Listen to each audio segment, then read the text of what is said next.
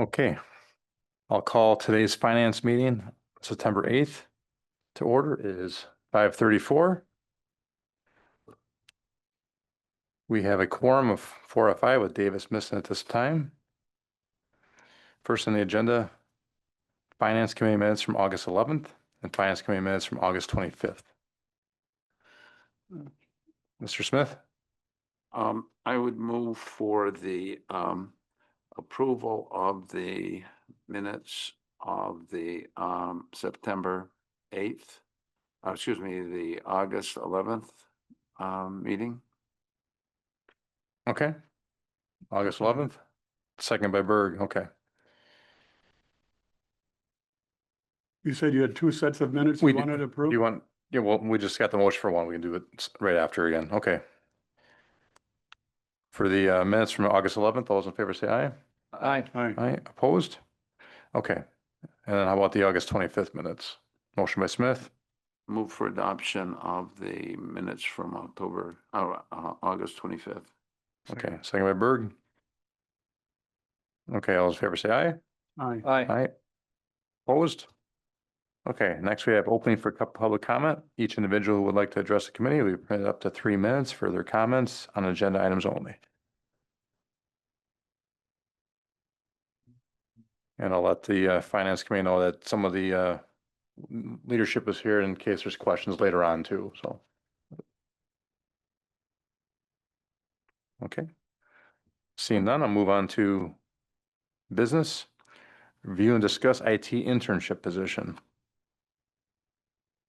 You want to say something first, Chris? One of. Okay.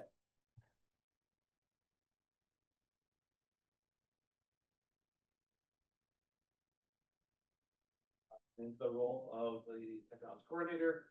And I know the discussion is to get a committee together to discuss, more needs and stuff like that. But in the meantime, I feel like the internship program started. School's just started, so I think it's a perfect opportunity to start the program. They'd be basically help us support. I have a bunch of different projects that I've established already that would be very useful for a student to come in and help with.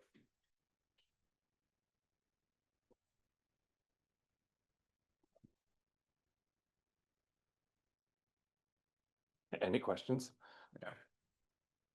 Mr. Berg, go ahead. Yeah, Could you ask for this, repeat what he said? okay. I think you got it. Chris, go over with your comments. I think because of not having the microphone and what have you, we didn't all hear every Sure. comment made. Sure. Being into the role of technology coordinator now for just a little bit over 2 months, I've developed a few projects that would be beneficial for a tech intern. At the same time, I know there's been discussion about having a task force to discuss different positions in the tech area and that type of stuff. And I think this would just be a good start while we're working on a task force that's going to decide that. School's just started, so it's not a great opportunity to get some of these students that might be looking for this opportunity. Okay, Mr. Berg? Yeah, well, that said, Chris, I'm wanting to be helpful where I can, as one person here on your request, but I look at, I think it's a perfect opportunity to get somebody from our high school to give them, in essence, some practical experience and yet help you at the same time. The wage that is on that proposal for consideration is showing $10 to $14. I know even for working at restaurants and that kind of at grocery, the $10 is obviously on the lower end. We can modify this, I guess. I'm asking you, if it was 12 versus 10, does it make your job any easier on finding young kids that want to hopefully consider helping you? In respects to that, actually, no. The students that are coming are looking for this opportunity. So yeah, it's going to be a little low for some of those people, but at the same time, I do feel like we're in that ballpark of where we'd be looking for one of those high school students to things. Well, tell me the range then. Where do you get the choice of picking the wage per hour based on the background of the person, or how do you come up with that $4 difference? I believe those were the difference kind of between a high school student and then college intern as well. Oh, college. We were basing it off of the engineering internships that we've had in the past. And then one more related comment. You're showing us 10 hours of work per week, I'm assuming here during the summer months. If we gave you 15, would that be better? Or do you think you're going to need anything beyond 10? I think that'd be beneficial. I know for high school youth apprenticeships, they need 450 hours within a year. So typically during the school year, I don't know how Watertown works. When I was in Lake Mills, that worked, I only got them an hour a day. And then when the summer hit, then we had a full 20-hour work week for them or whatever worked out for their schedule. So the summer was really the time that we, ate up their hours as opposed to during the school year. But during the school year, we still used them as well. So it's more the total amount of time that I need them. So yes, anytime I can get with them is going to be great. So if we gave you allowance for 15 hours, Yes. okay. Is it, What is your timeline for proposed starting on this position? As soon as I can, actually. So if it get approved, get something up to the schools here still this week for a posting. I could do probably within a month or so. Probably within that month, I can get a interview process and a start going for that. And maybe I missed it in here, but is there an anticipated total cost for what you're requesting tonight? There is not. So this would be open-ended on the per hourly pay, open-ended on the total hours, and open-ended on total cost. Total cost would be the amount hours that we have them work and the amount per hour. it's 10 hours a week, Mr. Smith. So if you said did 10 hours a week. about 10 then, hours a yeah. week, it says there, so. And this would be through the school year, and that individual could continue through the summer? Correct. We have the money there for this year, and then for this coming budget, if it maybe became more of a salary in the summer, we'll be able to figure it out on the budget coming up. So then you're asking for a 1-year appropriation if you're going to be using what's already available, because our new budget hasn't passed. Correct. Right, we've got, I'm just saying we have the money for this person to work 10 hours a week for the rest of the school year, or this calendar year. You're looking at about $100 a week. So what we're talking about is, as soon as you can begin this individual in this position through December 31st. Correct. Yeah, because if we go in the 2026. Because in the we'll pass that 2026 later. budget, I have listing in there to hopefully continue something on with this or start that. So. Mr. Lampy? Thank you, Mayor. Couple comments that are probably going to sound pretty familiar. I still want to see that IT task force get going. I think that there are some more significant projects that we could use some additional full-time trained personnel to handle. I think agree. this is a stopgap solution. To support it though, I just did some quick math here in terms of, 140 at the top range times 40, 42, that's about 6,000 a year. 500 for the summer times 12 is about another 6,000. So I think we'd be looking at about a $12,000 a year allocation if we wanted to keep this for 2026. So I guess I'd like to see what that looks like as we pencil that into the budget to make sure if we like this program that we can actually continue it in 2026 with the same or other folks. The last thing I wanted to comment on was around the applicability for college experienced folks. Is this also something that we would accept somebody who's in one of our local universities or the MATC? Yeah. As well?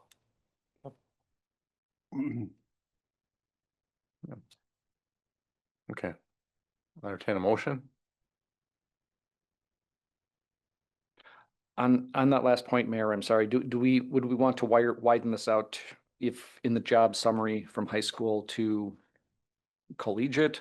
Or is this sufficient as is to pull in somebody without having to come back through us?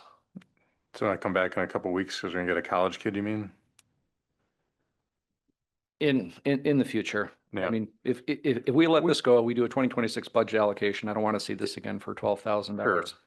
So if you want to put, you can make a motion, you want to change the high school / collegiate intern or With a salary. just in case? The dollar amount of what? Yeah, I think, that is an amended, that's an amendment that I'd like to put out there is just reference where it says high school, also allow for collegiate. Have Okay. direct staff to make the appropriate changes in the job summary. Okay, so I have a motion to add high school / collegiate IT intern, make that verbiage. And then any other places that need to be changed to accommodate that. That's your motion? Okay, so a motion by Lampy. I hear a second just for that. Second by Berg? Okay. Any discussion, we just vote on that first then. Okay, all those in favor say aye? Hi. Aye. Aye. Opposed? No. No to change the collegiate, okay, passes 3-1. Okay, then we'll look at the, Mr. Smith, go ahead.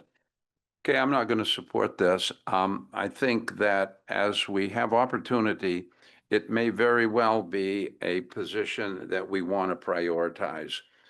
But we're looking at a budget, the bottom line of which is going to be probably the most difficult budget that I have personally been involved with. We have requests for 11 brand new positions. We have a pay plan that was produced at substantial expense to the city that we are going to have a very difficult time implementing. We have positions that have been added over the past several years, which have a continuing cost moving forward. We have a systemic budget deficit of almost $1 million. And we are looking at a diminished fund balance to the point where we have very little flexibility in using that in any meaningful way in 2026. That's the picture. So to be sitting here tonight and approving preliminary to the completed budget picture, a position which will have continuing costs into the budget year that we are pulling our hair out right now trying to deal with, is not, in my estimation, fiscally responsible. This says nothing whatsoever about the need for this type of a position, the appropriateness of this type of a position if we were certain of its affordability. But when we're looking at the very real possibility of cutting current employees to make this budget come out, and looking to the future, well beyond 2026, we need to be extraordinarily careful about any new expenditures that are going to have continuing impact as we move into the out years. So just because of the timing, just because of how this sits in the broader budget picture, and I would say parenthetically that I would be happy to look at this in terms of the broader 2026 budget at the point in time when we prioritize all other budget requests.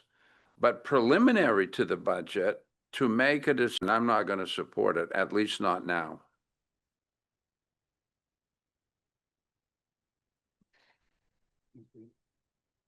Ms. Davis, would you like to make a comment? I'm Can you hear me? Yeah, we got you. Okay. I'm kind of coming late. I'm very sorry. And I was just hearing the tail end of Alder Smith. I do think it's hard to approve any kind of additional spending, even such as this, which is, I think, pretty minimal quite yet. I think we have some other decisions to make first. We could always make it limited term for this calendar year only too. Mr. Lampy. My understanding is that this position will use dollars that are already available for this year, and that we essentially have an eager candidate pool now, along with specific tasks by our newly hired IT person. I see really no reason not to do it in 2025. I do want to be sensitive, though, to the future budget aspect. So that's in part why my request to our finance department is that we look ahead to the 2026 budget. We basically see this as a distinct entry within the 2026 budget, and the memo already defines which account that would be in. But I would like to see, if we're serious about this program in 2026, that we pencil in about, let's say, $10,000-12,000 into that area, if that is your intent on in your 2026 budget. And it could be just a school year only and not having it full time in the summer, but we can, to be determined. But Andrew, does this match what your interns do for engineering, pay wise and stuff? Or is it 14 to 19 is what we've been paying all this time? Okay. With trained collegiate. Well, some of them are high school too. I think it was like 2 Yeah. high school and 2 college. I was just checking, so Yeah. this is a slightly different. Mr. Smith? Yeah, just one more comment on this. I'm not disputing the fact that there may be a line item in the 2025 budget that has the capacity to fund this program through 2025. What I'm looking at, though, is the broader picture. This 225 budget is a massively underfunded budget. We are looking, the last numbers I saw, $993,000 systemic deficit in the 2025 budget. So how can we isolate a single line item and say, look at this, we have spending capacity to hire mid-year an additional expenditure when we're looking at a potential deficit of approximately $1 million. We don't have the money in 2025. And we certainly don't have any clear path to being able to fund this or a host of other positions in 2026. This is only going to make the 2026 budget harder and the deficit for the 2025 budget more extreme. Not wise. Mark, how much do we pay an hour when DigiCort's helping us? 140. 140 an hour? Okay. When we're strapped, when we have the DigiCort come, we pay them $140 an hour, and part of that involves them traveling here too. So the hope is that the intern would actually save us money, and quite a bit. I understand the thought for like next year too, or if the cost is higher over the summer. I'd like to, I'll say it might be good to see if they can save us money. I think doing it the rest of this calendar year, which would take almost through the first semester of high school or college, might be a good step to see if it's something worthwhile and cost beneficial. Mr. Berg? Yeah, Mr. Mayor, we did have a preliminary vote. Turns out our alderperson, Davis, is now available. We can re-vote if we want. There's 5 on this committee, from what I know, and we can try to move on with this topic. We have a lot of topics to talk about. Okay. I understand the merit of this. I see communication from another alderperson, and I don't know some of the numbers that are being used right now. That $993,000 type of deficit, that number I'd like our finance director to react to. Have you seen that same information provided? We'll get to that later, yes. I mean, there's a number being floated around that's impacting on our discussion, but That was, I'm not aware of that number. we'll talk about the number next on the agenda. I agree. Yeah. But my point is that I think we had a preliminary vote. If we have to redo it because of our older person being here, that's fine. But we should take a vote. Okay, I'll take, Mr. Lampy. Unless I'm mistaken, I think that 993 applies to the budget, page 2, 2025, where we say less fund balance applied. There's a 993 number there. I believe that we received corrected numbers from our finance department that actually put us into the black in terms of use of funds for this year. Okay.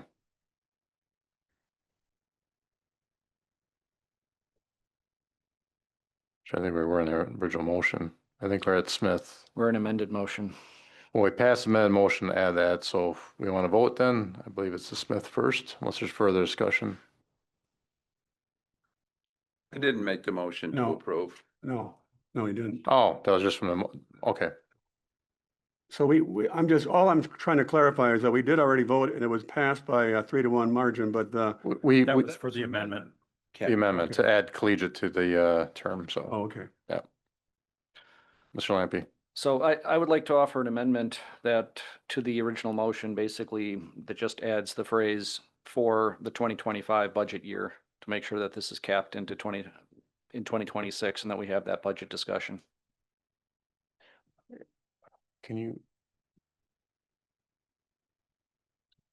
Okay, so we have a motion just to make it for the 2025 calendar year? Okay. A motion. Okay, I'll second it then. Okay.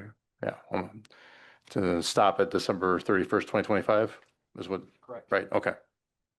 Okay, I'll second that. Any discussion on that? What's the question? Just we're making it so it's the 2025 year only. I understand the motion. It's an amendment. I understand the amendment. I just didn't know what you asked. Oh, I'm just saying if there's any further question that, then we can vote on the amendment, Mr. Smith. Okay.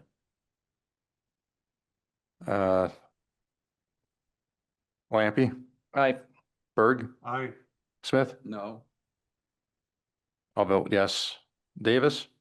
No, Okay, so I think passes 3-2. Okay. Okay, further discussion, otherwise we can actually vote on the actual, Amended motion. yeah, actual motion, so. could you please read the amended motion? That we're gonna just have the intern go through December 31st of 2025, so just to finish off this calendar year. But is it a high school or collegiate? We had passed this, make it high school / collegiate, so we made that change before you came on. Okay, thank you. Yeah. And I think we need an actual motion for that yet. For what? There, We, Yeah, that was Smith. Okay, it was Smith and Berg. Okay, so we start with the vote then. Yeah, we- Okay, Smith? on the amended motion, no. Okay. I'll vote yes. Davis? No, Okay, Lampy? aye. Berg? Aye. Okay, passes 3-2. Okay, great. December 31st, well, we can always reevaluate then. Okay, thank you.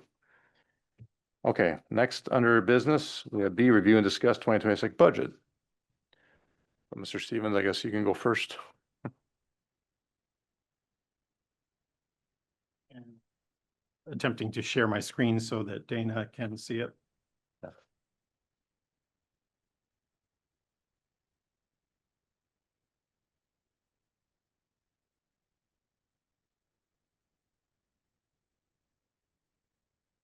And for the alders, I'll read Mr. Berg's, you guys may read that, we'll do it later on in the meeting, so.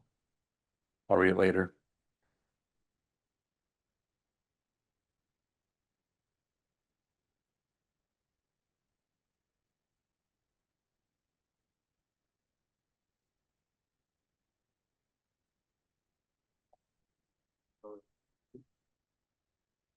I don't want them out yet.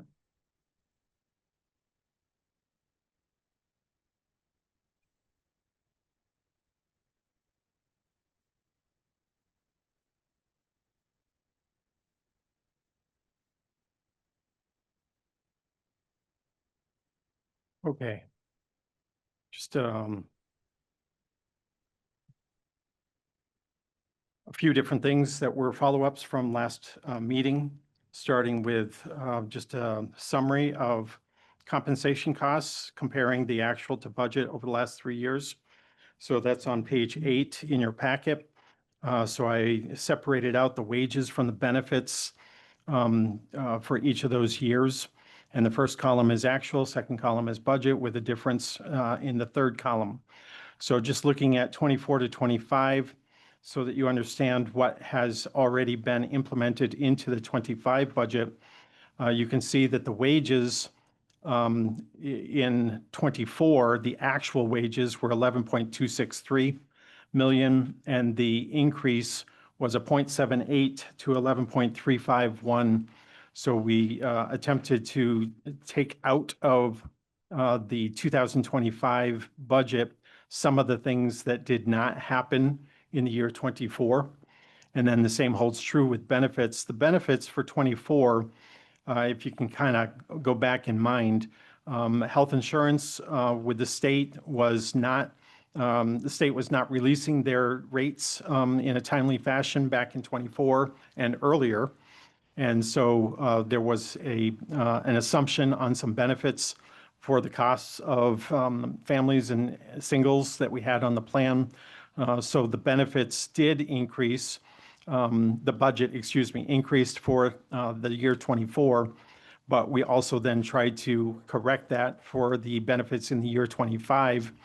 That you can see that that actually was a decrease if you go from what the budget was for benefits in 24 of 4.592 down to the benefits total in 25 of 4.53, even though we had an increase in what the cost of benefits was from the year 24 to 25. So the overall budget in 25 for wages and benefits is approximately $230,000 less than that same amount of money for the 24 wage and benefits totals. Any questions on that?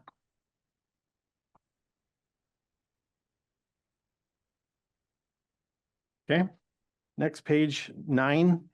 This wasn't requested, but because the state of Wisconsin ETF has announced their rates, I felt it was a good idea for us to revisit what those health insurance rates are.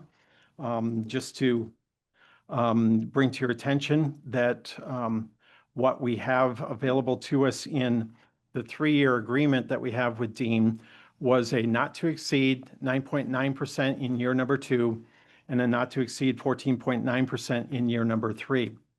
The 2026 numbers, and I'm not spending any time with the top graph, the bottom chart is where my eyes are going.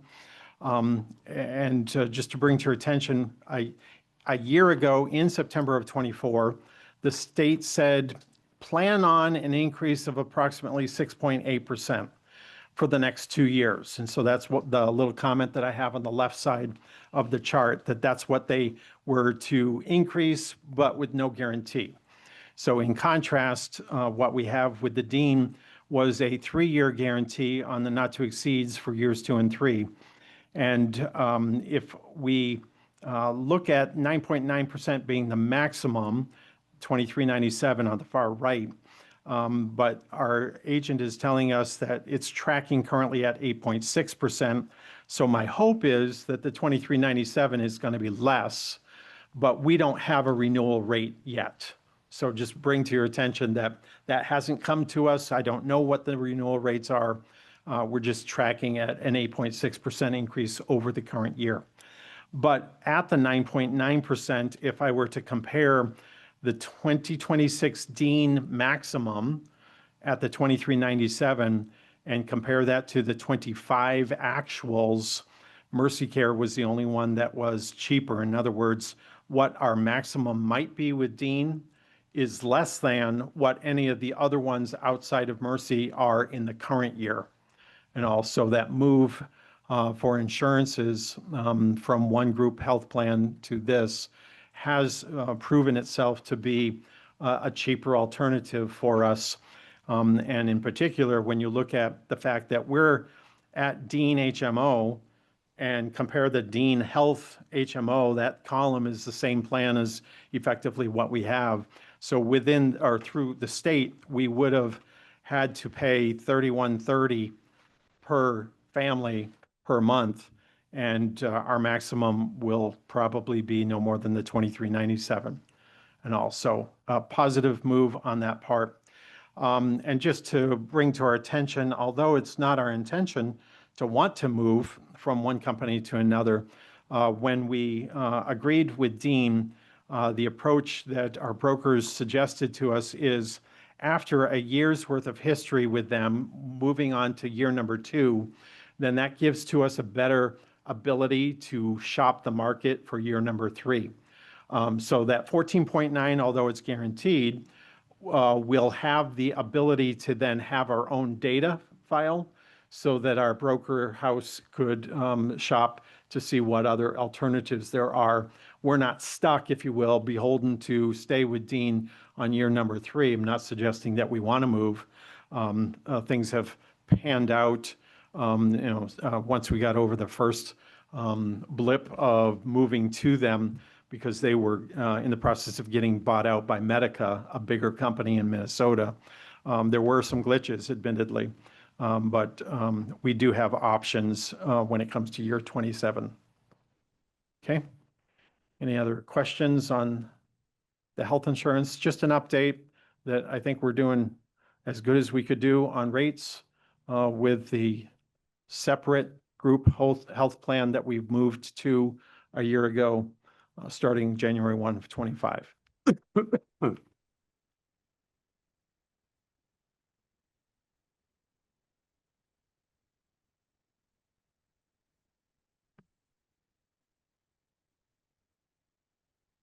Dana, I have just left you on mute, so feel free to jump in at any time.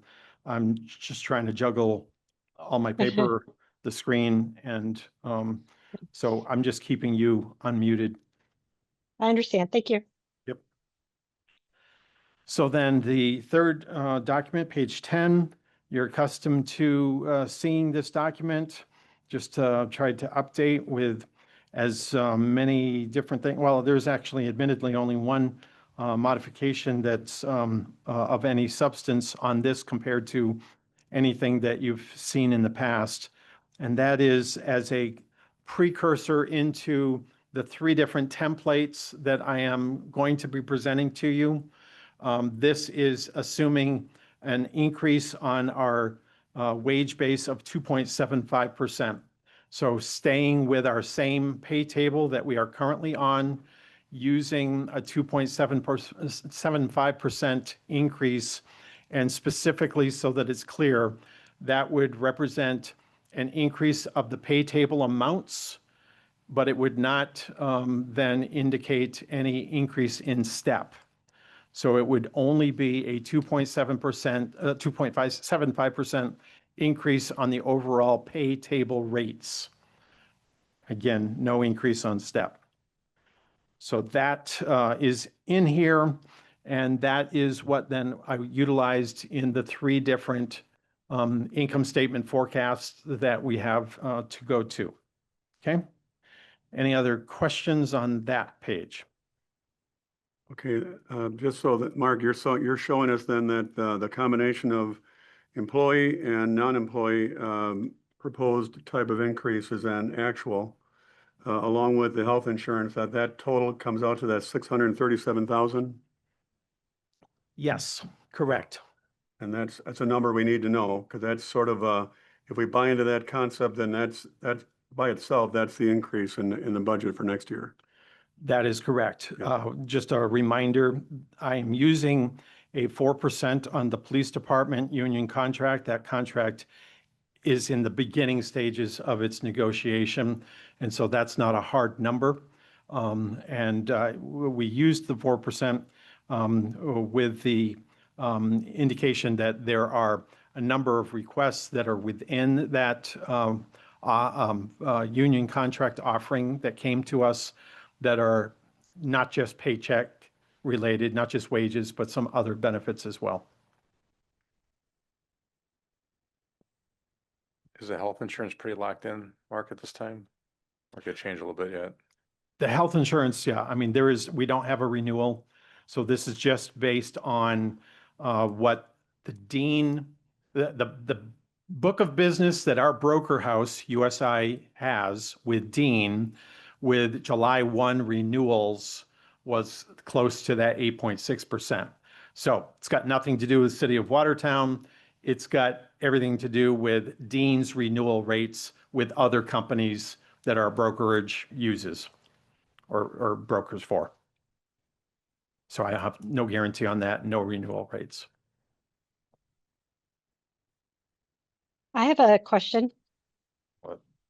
I'm noticing that the wage increase for fire and the wage increase for PD at the 4% on the draft we're looking at tonight and that you just presented is less than what was originally indicated on one of our June documents. So I don't know if Yes, you're, good citation. Didn't get to explaining that one. This is the correct numbers. What was on a prior one was inclusion of the entire department of fire and police, union and non-union combined. So we've moved those numbers out. In past years, it hasn't mattered in that it was the same percentage. This year, it obviously does matter. So I moved those out from the rows 2 and 3 into row 1 for non-union of fire and police. okay, thank you. Mr. Malapi, go ahead. The last clarification I wanted to make on these things is this still bakes in the approximately $200,000 of unfilled positions from previous years? I had reduced the overage of budget by about 1% or about $160,000.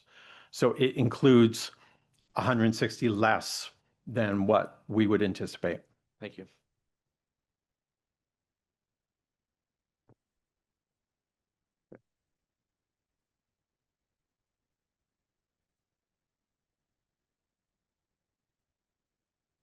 Okay.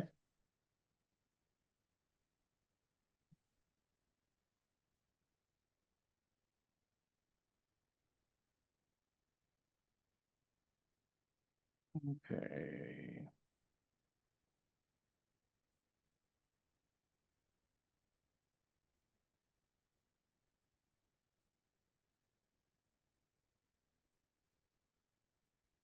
Dana, is what you see changing? So I've moved to a general fund budget 2025. Yep, it did. Okay, thank you. So to help the understanding of that 993 number that we've thrown around already tonight, just to bring to your attention, what I'm showing you on the screen is last year's proposal, which obviously has become this year's adopted budget. And so this is the page in the budget book of 25 that represents the tax levy that 1 year to the next year is going to increase or not. And so down the bottom of the 25, the adopted 24 was 10,460,000, and the adopted 2025 was the same, 10,460,000. In other words, the tax levy last year was not increased from the year beforehand. So what we collectively did as a finance committee and then council was to approve that there was going to be any increase in the tax levy from 1 year to the next. In so doing, then the tax bills, sure enough, when they were calculated, the city's portion went up very nominally, and the amount of that increase was based on the debt levy portion of the tax bill, but not this levy. The general operations did not increase from 1 year to the next. So I'm going to go back down to the end of this budget page at the end. And this is our final indication of what happens at the end of our calculations. And a couple of you that have been on finance understand that this is kind of the last question that we pose to ourselves. Of the amount of our budget, how much are we going to assign to the taxes? And how much are we going to take from fund balance? And so in last year's process, the amount that was recommended and approved by council was to remove 993,000 and change from the fund balance. That's where that number comes from. And that was a decision of the full council a year ago that, if you will, started to tap the amount of excess in the fund balance by taking almost $1 million out of this year, our general operations budget, subtracting that 993, reducing then what the fund balance estimate is from 31% and change to about 26% on this sheet, 26.4% down at the bottom.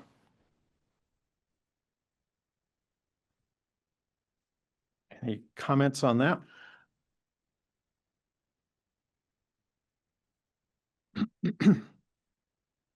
Mark, you've made reference to our fund balance being at like 32%. You were telling us if it went down to 25% in relation to our budgeted expenditures, that we would have, a difference of about 1.2 million.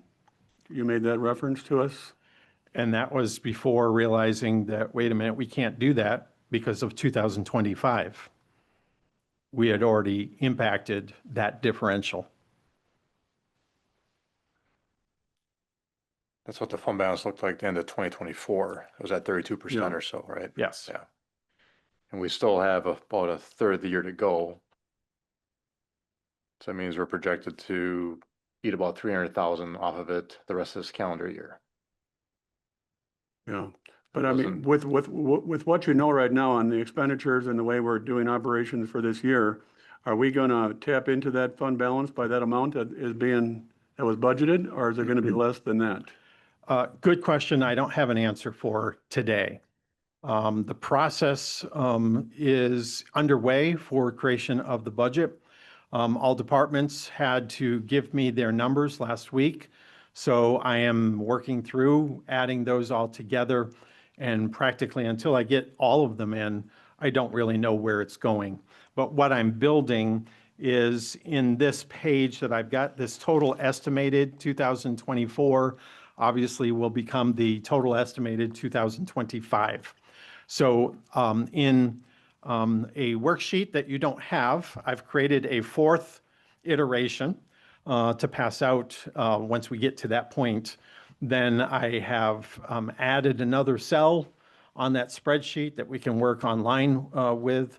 That would be that guesstimate as to what do we think we'll underspend this year, or over revenue also impacts that. Okay, so if we exceed in our revenue, or if we're less than our budgeted expenses, then that will have an impact on that 993 number.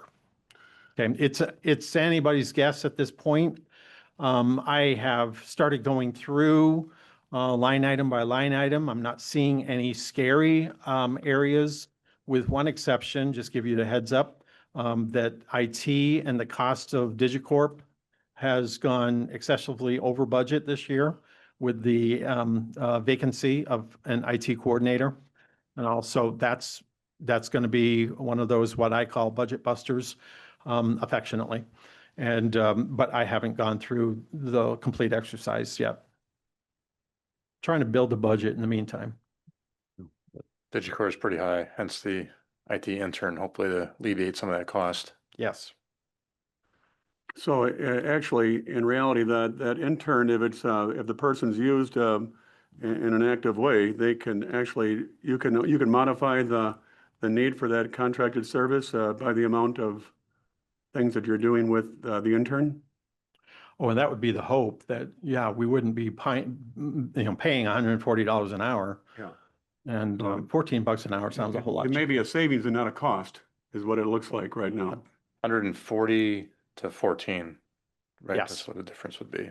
I So mean, the intern, every time that person works 10 hours, we I give mean, them I- 1 I hour of think- DigiCore. I think that particular issue looks like it's gonna pay for itself. Yeah, it's not going to pay for the dollars we've already spent No. this year. No. Right.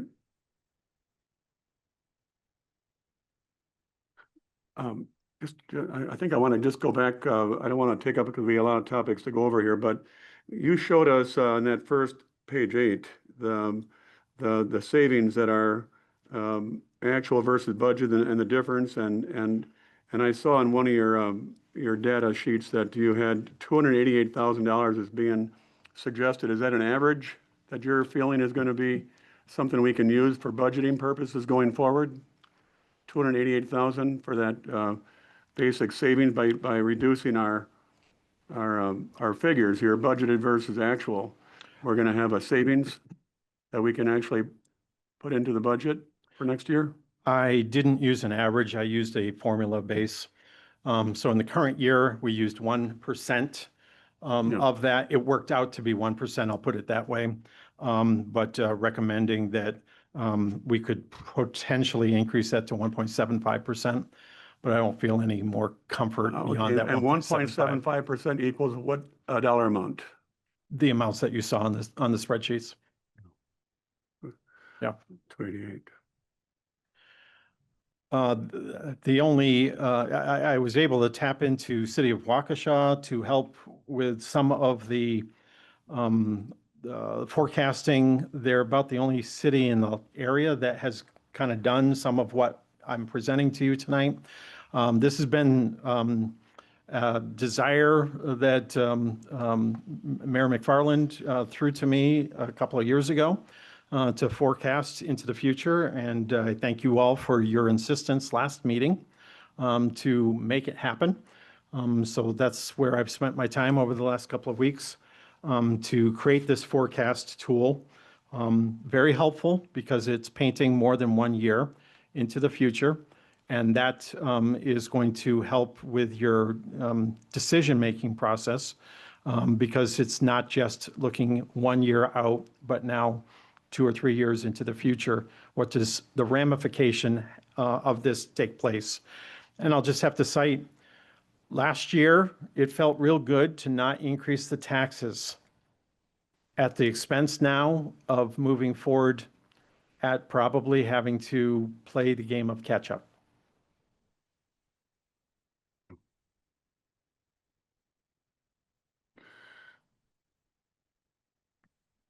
Any questions then? On what page are you, or in general? Yeah, anything through page 10. Okay, no. Okay, so what I'd like to do is just lay out these pages because there are 3 different sets that are very similar in nature as you were to look over them. And so a good amount of the guts of these things are exactly the same on the 3 different iterations. The difference is how does the impact of the tax levy and or the mill rate, which way do you want to go on the fund balance and or tax levy as to how each of these works. So first one is just an assumption of a 2% growth on our tax bill. And so that's what I've got highlighted in there. And again, all I want to do is just kind of lay out the form so that you understand the math behind it. So our tax levies, when we calculate the bills, are made up of general fund levy and that debt levy. Not 100% of all of our debt. If it's a utility debt, for instance, it's not included. But this would be the debt that we borrow for our capital purchasing for things that are not part of utilities.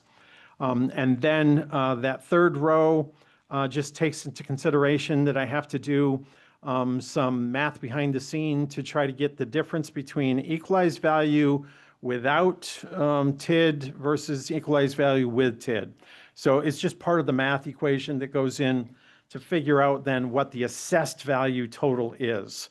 So I've got it on the sheet, but I don't necessarily want to spend any time on it. It pretty much stays the same for each of those columns. I just have to then obviously use that to do the math, that number divided by the assessed value then becomes the mill rate. And you can see then the 2025 city mill rate, by the way, this is not the complete one. This is the only one that we have control over, is that 6.955 number. And then going across that row, if all we do was increase our tax levy growth by 2% for the general fund, and the amount listed for the debt levy, just as an explanation, is based on our debt that we've already incurred. So that's taken into consideration what those levels are. It also takes into consideration an assumption of $4.5 million of borrowing in each of the years future. So that's included in that whole rating of that number, okay? The Emmett annexation is something I'm still waiting on numbers for to figure out what the total assessed value is of the properties that have been annexed this year. That agreement is a 10-year agreement. We are the ones that will be collecting 100% of the tax bills for those annexed properties. But there's, in that 10-year agreement, a 90% payback to the town of Emmett for the first year, then an 80%, and then a 70%, and so on. So we're not going to see the majority of the money that's collected until we get to year number 11, and that is our full amount that is collected. So it's an amount that needs to be added onto the sheet. I'm just waiting for our assessor to give me the right numbers so that I can add those. Obviously, they're properties that we didn't know or didn't have in our numbers. Okay? So then the next section are housing additions. And just as a reminder to us, the house that is permitted is not the key. The house that is occupied is the key as of January 1 of the prior year. So already we know what to add for the year 26. Now I don't have the assessed values of all of those. I went off of permit values, okay?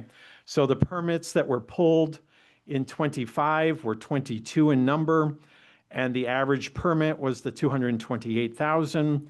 And then if you follow me to the next column, the 22 times the 228 equals the 5,023 million in the next column, okay? And that's the same with each of these. So in the year 26, an estimate of 55 housing additions, and by the way, through July, we were already at 37, so that 55 is a good, comfortable number. But that 55 times the average of 264,903 equals then the next column of 14,569,000. Okay, so you follow how that's going to impact, and with those numbers then, that multiplication is the new assessed value total, and then my revised city mill rate. So incorporating housing starts, they impact the mill rate positively by lowering the amount. We've got more value to spread the same tax bill to, okay? And so I've incorporated into this first one that 2% add from one year to the next, and the housing starts to impact the assessed values of each of those future columns, okay? Then on the bottom, just because it's easier for you all to do the math if I show it to you this way, but if you look at the city portion based on home values, at the top of each column, I've given to you what that percent increase looks like. But for a $100,000 home, currently being assessed $696 on their tax bill, next year it would be $719, and then so on through the next 3 years on this spreadsheet.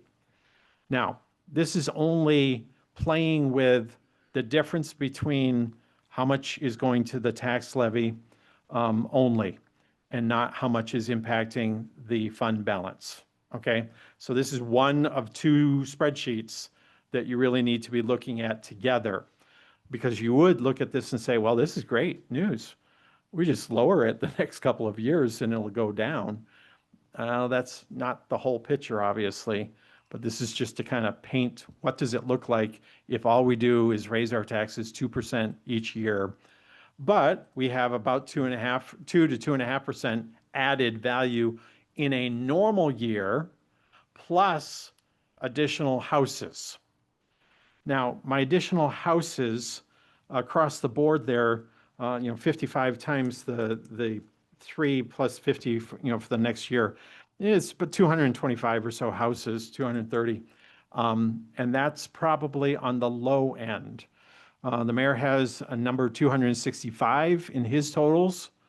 And so I'm ultra conservative with my numbers and maybe too conservative with that if what is tracking is closer to 265 to maybe even 300 and all. But you can see if you total those numbers, and I honestly don't know what period of time we're talking about when we say 300 new houses, over what length of time. And also my numbers are what they're represented, and just so that it's consistent, that's the same layout on all three of the templates that you've had in the packet and the fourth template that we'll get to. Mr. Mayor, just to make the comment though, just being in real estate like I am, and just knowing how Watertown is as far as the issues of new housing, I think you have to have a number, and I understand the number you used, but I'm telling you that is very speculative going forward. There might be new subdivisions that we've approved, and they may have housing units that are in theory available for people to purchase and build on. But I mean, all kinds of variables from the economy to local issues that can impact on people's desire to buy in Watertown. They have such a huge impact on that number going up or down that it's really pure speculation. You're right, Mr. Berg. That 265 was the newer subdivisions if everything is filled. If it's filled. And yeah, and so that would be 265 to 80-ish if, say, through 2028. Mr. Stevens put 197, so it's potentially, I think his number is probably pretty accurate. Yeah. For being, it's most likely going to have at least those numbers of 55 a year. I'm just trying to get across to you that having those units available for purchase is one topic, but to have them purchased and built on by individuals on each given year in order to create that kind of momentum is up for discussion. And I don't know what the right number is to be using here, and we can use it, but I'm just trying to get across to you that is very speculative. I agree with you, Mr. Berg. Yeah, I think Mr. Stevens is trying to just get the best estimate as he possibly can of what's going to happen in the next couple of years. Yeah. All right. This is all a forecast, Yeah. and it can very easily change. I've built this spreadsheet in such a fashion, you don't see the work paper on it, but it's all based on percentages. So if there was something that you thought, oh no, that's too high, that's too low, then we can tweak those things. So that's the way, I've created it so that hopefully we can do some of that what if. Okay. Any other questions on the layout? Okay.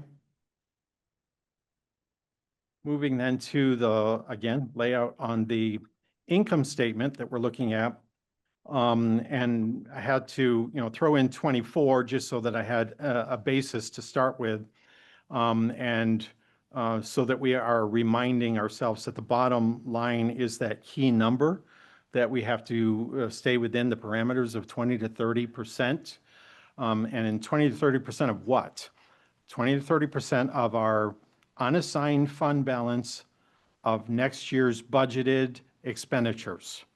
Okay, so we take this year or the end of this year's fund balance that's unassigned, And that's where you see kind of at the bottom of this thing, I've got the ending fund balance.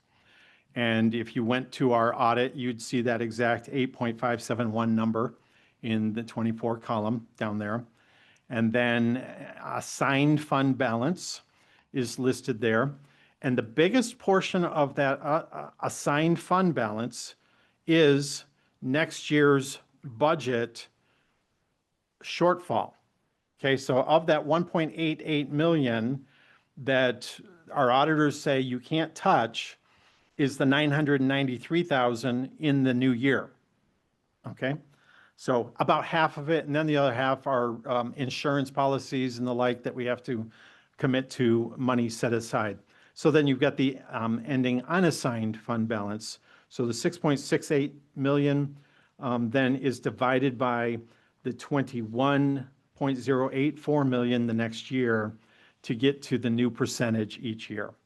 So at the end of the 25 year, this template is showing that our 31.7 will go down to about 26.8. Okay, back on the sheet that I showed you a year ago, we were estimating 26.4. So it's real close to about the same number. So the 25 column is based on our approved budget in each of these forms. I have chosen the individual rows that you see on these spreadsheets so that I could alter what the impacting percent increase or decreases are, because I see them as slightly different on each of these rows. So what you don't see to the right of it is that impact amount. But that's why you've got those individual rows on here. Why did I choose what I did? So that I could impact percentage-wise through the what-if equations. Down in expenditures then, I listed the parts that are all wage and compensation things on the top 4 rows, and then everything else as that non-compensation other.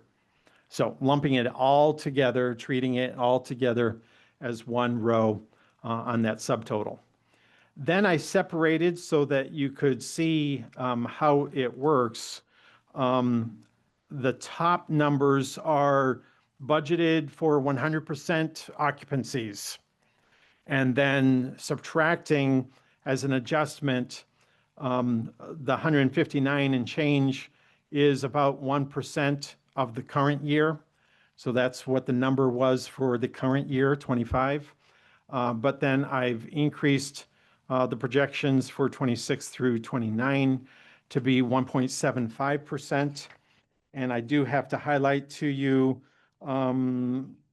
pages 14 and 16, not that we're going to get into all of the details, but I had not changed what you'll see typed was a 1.5, but the formula is based on 1.75. I had played and started with a 1.5 number. That's what Waukesha uses for their number. And so I started with that 1.5. I changed it to be 1.75 though, but forgot to change the label on that row. So just to bring to your attention on those. Okay. So on this sheet, the other part that is of value to us predominantly is at the bottom when you see the budgeted expenditures, and then I've added expenditure increase percentage-wise, expenditure increase dollars-wise, and then what the expenditure restraint is. So in the year 26, the number that is what we're working off of right now is the 607 and 657. It's a couple more weeks before that is certified and all, but it should be about that same $607,000 number. On this presentation, then you can see that the expenditure restraint is less than the 607, an amount of 0.78%, a total of 164,000 increase in the year 26. Okay. Going over to the right though, bottom row is the key, that if we keep this up and only increase our tax bill 2%, even though there's growth involved, we will start being less than that 20 to 30% target range starting in the year 27 and decrease in further in 28 and further in 29. Mr. Stevens? Yes. Why is there no estimate for expenditure restraint for forecast for 27, 28, and 29? It's included in there. Included In the revenues. in the revenues. Oh, you're saying about I'm down saying, below? yeah, down below you have the 607,000, but there's I have nothing no idea then. what it will be. So, that- but that's- if a number was added to 2027 there for the expenditure restraint incentive program, would that impact then the unassigned fund balance percentage? No, not at all. That is just the state's mandated number. So that's why it's not there, because it doesn't exist. It's something that grows through the course of the year and doesn't solidify until August, September of each year. So I have no clue what the future numbers will be, but that missing number has nothing, no basis to any of the equations.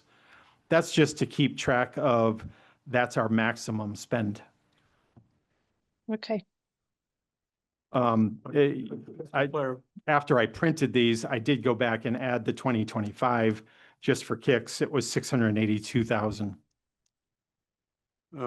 Mark, but just to try to maybe clarify that for next year's forecast, you've got $288,000 roughly that you're showing as a projected type of basically savings by contrasting the budget versus actual expenditure from the year before, right?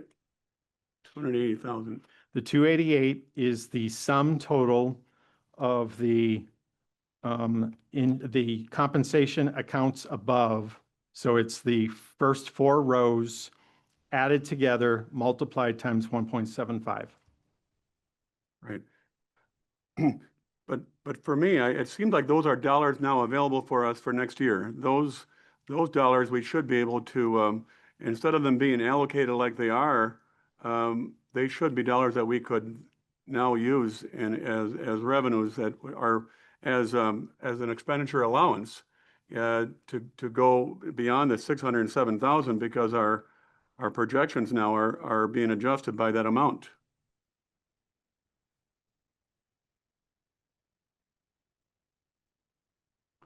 We should have an allowance of $288,000 of additional expenditure allowance and still stay within the expenditure restraint program by that formula that you're giving us. Yes, so I assume that the spending will show up in the revenue, in the expense lines above under wages and required benefits, non-union and union. So it'll be there, the total spend, total number of people, but then the 288 is a subtraction of the vacancies. And those are dollars we now have available for us. We can use those dollars. In the year 26, it'll be part of the equation. What we're saying is we're going to subtract that amount of money so that the total expenses are not greater than what the reality might be. But So I can't spend it today, but it'll be in it'll be there the next budget year. process. It'll be there next year for us. Mhm. All right.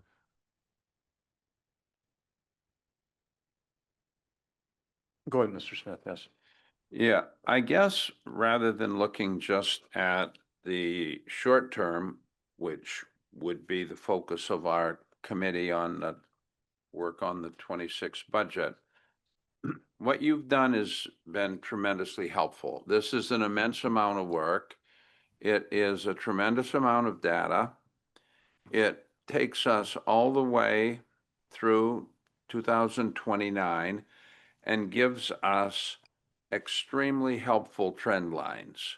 And I appreciate all of your work. This is exactly what we need to see the implications of our efforts for this 26 budget, not only for 26, but for the years to come. Now, if I am understanding this right, and of course, this is all based on a 2% tax levy cap, is the trigger that sets all these numbers in motion. The long-term trend is that our anticipated expenditures are going to exceed our anticipated revenues in increasing amounts to a tremendous degree. I mean, the least that excess of expenditures over revenues is the 805,000 forecast for 2026, but goes up to over 1.2 million in budget deficit under this scenario. And I'd point out a couple of things. First of all, while we don't know the numbers, all of these totals and all of these future projections are based on staying in their expenditure restraint program, because the $439,000 that we're expecting is projected across through 2029 and is a contributing factor under these estimates for the revenue side of the equation. Now, so far, is all this accurate? Yes. Okay. And so taking that gap, the excess, the growing excess of expenditures over revenues at a 2% capped levy has an impact on a lot of aspects of our financial future. But one of them that is most clearly pictured here is the devastating effect that it's going to have in closing that gap with the fund balance, which is the only way that we're going to be able to close the gap. And we, have had the substantially updated news of almost a 32% undesignated fund balance for end of 2024 to anticipated diminishments. We're looking at 26.8 for 2025, and then we drop still within the low end of the range in 2026 if we close the gap with fund balance at 22.5%, and then it goes completely out of the not anticipated, the structured goal for the fund balance, and dropping all the way down to a undesignated fund balance of 7.75 in 2025. 29, you mean? In 2029, yeah, And it looks, yeah, and that's right. if you did another year, 2030, it would be at like 1 to 2%. So the short summation of what all this data shows is either we raise the tax levy more than 2%. That's one answer. Second answer is that we dramatically cut expenditures. A third is that we alter our designated range for fund balance, which would have quite dramatic implications should we do that. But if you start from the reasonable goal of maintaining a 20 to 30% fund balance, and we've been shooting for a midpoint, and we decide that we're going to keep that range, then that eliminates one of those three options. Now, I don't know about the rest of the people here, but I'm not prepared to send a message to our taxpayers that you are going to be our fail-safe to overcome difficult budget figures, and that you can just hold on tightly because the possibility of a dramatic increase in our tax rates is something that may be coming your way. I am completely opposed to that approach. So where does that leave us in a realistic, short-term, and yet future-oriented approach to fiscal responsibility? And the answer is we need to get serious about making cuts. Now, I don't know what is timely, and certainly, Mr. Mayor, you're going to be making decisions about what comes when. But this letter from Alderman Arnett is spot on as it relates to the need to become serious and extremely open-minded about possible targets for future expenditures. We either have to cut that or we have to accept one of those other alternatives, none of which are acceptable. And competing against the need for substantial cuts in expenditure is every influence that would cause us to go in the opposite direction, which is to say that we have got some requests for new positions. We have deferred any meaningful discussion or prioritization of those new positions. But if we were to hypothetically say that we would add the new police officer and the fire inspector, then that means we're going to have to cut some other portions of the existing budget even more. Because I don't believe you have infused into these compensation numbers any anticipated new hires. Is that correct? That's correct. So we're talking about having to make some very, very important decisions early on about new hires, because all of these numbers are going to dramatically change if we have a consensus to add certain positions, which I am perfectly willing to support. But I am also perfectly willing to look at the other expenditures in this budget and start making some dramatic cuts to bring our future within some concept of reasonable financial responsibility, because the trend line on this is totally unacceptable. I'm just wondering if we should let Mr. Stevens do maybe the Yeah, rest of the I sheets. think He so. does have something to Yeah. pass out as well, and I would Good. like to read Mr. Arnett's letter, so that's Good. okay. We can just continue on through Yeah. here and then we Yeah. can discuss later, okay? Yeah, just to paint the picture, I want to go through the three templates, just Right. make sure you understand what the first, second, and third look like. Right. And then the fourth that you don't have in front of you would be the ability for us to do the what ifs.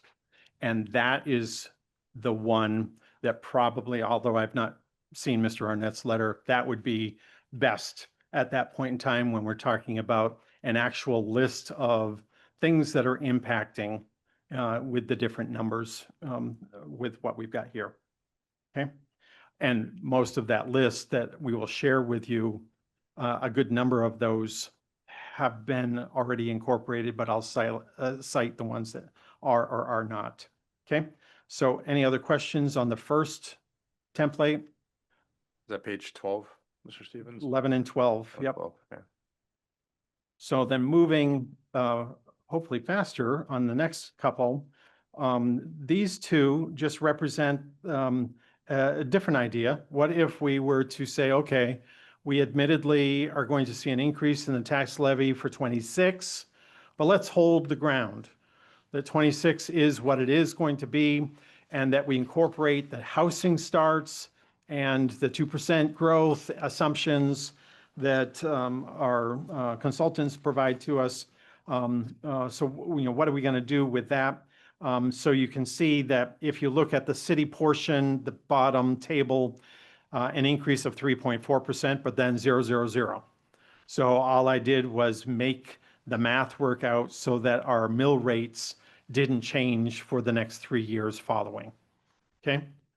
Any questions on that approach? Then moving to page 15. Different approach is we know we want to maintain at least a 20% on our formula. And so assuming a 20% minimum fund balance, then how much does it take in our tax levy to grow in order to maintain a 20% minimum fund balance? And it's hard to see on page 15 as much as it's very evident on the bottom of page 16, because on the bottom of page 16, you can see then that that bottom number is at least 20% or more in each of those columns. Okay.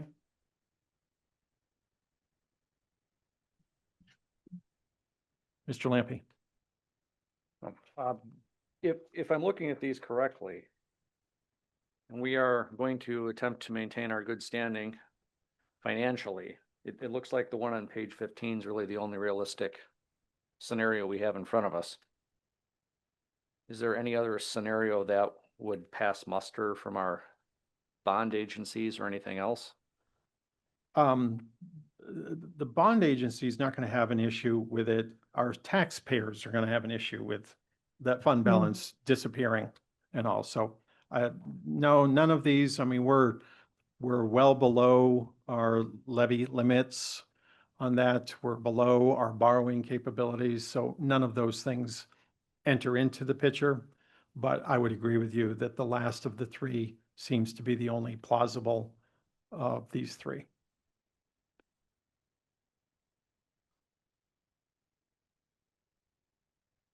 You know, again, it's a forecast. So 1 year's numbers change when the year happens. You know, this is just painting what does it look like. And, you know, let's pretend housing starts are 60 instead of 55, or housing starts are 50 instead of 55. Those things enter into the picture, obviously. Mr. Lampy. The other thing I wanted to, I think I saw a ray of sunshine in this. So I just wanted to make sure I actually did see it. I'm just going to pull out one of these at random because I think they're pretty much the same. On page 12, where we're seeing an unassigned fund balance and ending unassigned fund balance, it looks like that is about 130,000 better than what was anticipated as per the 2025 budget. I'm looking pretty deep in here, but if you go down to ending assigned fund balance in the 2025 budget column, where you have the 5694 number. Yeah. Where our budget, I think, forecast 5563. So we're $130,000 better than budget. Yeah. Even this late in the year. So I mean, I hope that's a ray of sunshine in all of this. We haven't spent all of it yet this year, so that, you're right, we can Yeah. So that watch a lot right now. the other thing is, I mean, we haven't talked about the origin of the 993 number, which is again staring us in some of the budget pieces here when we look at 2025, but I think that essentially reduces that 993 down to 864.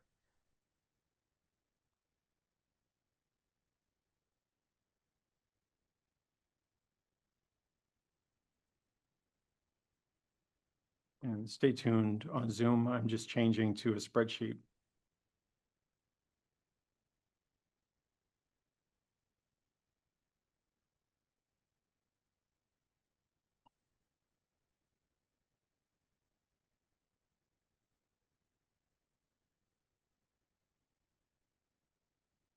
that my sheet or? Fourth iteration, not in the packet.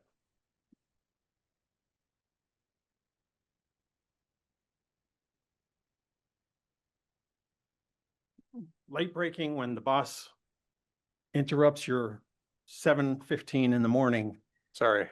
with his list. And also, I worked on this in the morning so that we can kind of work through options and just bring to your attention just a reminder and a highlight that specifically, especially on the third page, there's a whole bunch of confidential content to that that would not be best to share to anybody at this point in time. I would recommend, as we reference that sheet, I've highlighted each row with a letter on the left side so that you can talk about those things. Our new attorney kept us out of closed session. Thanks, Ally. But we're trying to do what we can so that you understand the extent of the work behind what number crunching has gone into play from the mayor. But just bring it to your attention so you're understanding. We'll be in closed session next time. Oh, Okay. all right, that's good. So what I've got on the screen is just incorporating that third page that I've handed out to you. All of those, what I'm calling what if. What if we do everything on this list and incorporate those things? Then here's the spreadsheet that you're looking at. And I won't spend much time on the levy projection. Suffice to say, okay, 4% the first year, lowering to 2.85, 2.22, 1.53, and so on. Okay. Looking at then the what ifs, and let me make this a little bit larger. The what ifs for this incorporate all of the modifications that we'll look at here in a second. But then you can see that the amount of revenue over expenditures per, Mr. Smith's suggestions would be a reduction in spending. And so this doesn't show it in year 26 as much as then it has some impacts on 27, 28, 29 that greatly impact different things, predominantly because of the housing growth as well, okay? Because year 27 is where some of that helps to kick in on the revenue side, so taxes could grow a little bit. But then you can see that I've added this green row for that what if for the current year, okay? So what is this year looking like? Instead of a net decrease of 993, do we think that that's going to be a net decrease of something less? And yes is hopefully the answer. But again, I'm a week away from having all of the numbers in to the spreadsheet. So hopefully, for sure by next finance meeting, we'll have a guesstimate as to what that number might be and all. But I'm going to throw at you, a minus 250,000. Okay, that 25% of the budget maybe doesn't happen, so we don't spend that much. Or my projected interest income is already at budget. So for the next 3 months, as interest continues to gain, then our revenues will exceed the budget.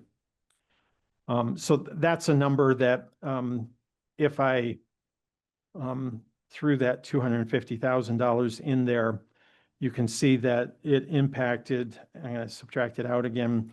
Oops, don't do that. So this, shows the 26%, 21, 20, 20, and 20. Before we do anything else, if I say in the current year, we should be able to shave $250,000, then we'd be maintaining closer to a 27.6 on that equation, and then 22, 21, 21, 21. Obviously, the further out you go, the less exact the numbers are. Okay, so at this point, Mr. Mayor, I don't know if you want to open up for some of the ideas that are listed here, citing by numbers, by row letters, excuse me, Letters. and or address the letter that you have. I think I'll do Mr. Arnett's first. And Zach, I can give this to you, okay? All right. All right, it's from Alderman Arnett. Dated today. I once worked for a very smart person who split things up into 3 groups. Things we know, the data is definitive. Things we think, based on experience and best available data. And things we believe, based on experience and or related examples. In that spirit, I'd like to offer the following regarding the 2026 budget. 3 things I know about the budget. We inherited an unbalanced budget for 2025 with a deficit of nearly $1,993,845 to be exact. Yes, when your expenses exceed your revenue, it is not a balanced budget. It is an unbalanced budget. Much of the 2025 deficit spending is structural. It is recurring operational costs, which means if left unchecked, the deficit spending will continue for 2026. The general fund balance at the end of 25 will be about $1 million less than 2024 year end. It is a 2024 year end fund balance that has been cited in recent discussion. In other words, much of the fund balance some wanted to see spent in 2026 has already been spent in 2025. It is tempting to ask how an unbalanced budget with $1 million deficit was judged as appropriate, let alone why it was purposely misrepresented as a balanced budget. However, such questions will not help solve the problem. I think there are several aspects to our approach to the budget that will help find the solutions to this huge problem we have inherited. 4 things I think about the budget. We need to take a multi-year approach, 3 to 5 year projection, to both fully understand the scope of the problem and find solutions. The multi-year view of the budget needs to look back too, not just forward. We need to understand what has been added and what areas have grown in the last few years that have contributed to where we are now. Exceeding the limits of the expenditure restraint program will not solve the deficit. You don't spend your way out of a deficit. And keep in mind the general fund balance, the manager's justification previously provided for leaving the program, will be about $1 million less than some believed. The solution to this problem will include both changes we make in 2026 as well as changes we make over the longer term. The immediate changes will help buy time to identify and enact longer term changes. Lastly, I believe there are specific considerations we should make that will help see a way through this. 5 things to believe about the budget. Even though it is late in the year, we should take a look at what general fund expenses for 2025 can still be reduced. Despite this dire circumstance, we can find ways to shift resources to where they are most needed. That will mean shifting resources away from other areas. Our 2026 borrowing should be focused on needs, not wants. The number one thing we hear about the most from citizens is the condition of the city streets. That is a need. We should exhaust other funding sources before we ask city residents to pay more. This includes accumulated balances tucked away in corners of their overall city budget. We can't continue to do everything we have been doing. We can't keep doing things the same way. The scale of the challenge requires big changes. Thank you very much for your time and consideration, Tony.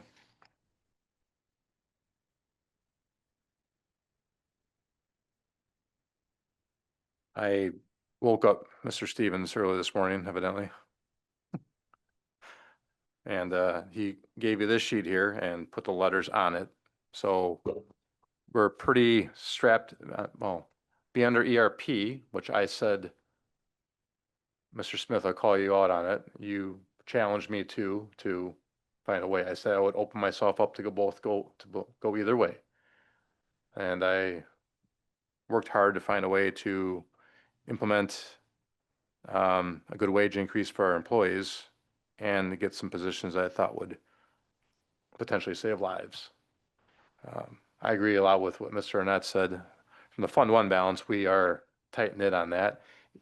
And as Mr. Lampy pointed out, we're about $130,000 potentially ahead of schedule. So I think if we don't spend all that $903,000 this year, I think that's a step in the right direction. It's, I think, in blue are things that are new or add-ons for costs, and some things like B, I'll say, is the elections, because this year we did not have a fall election. For 2025, we won't have one. For 2026, we will. So some things are just increasing and we can't control.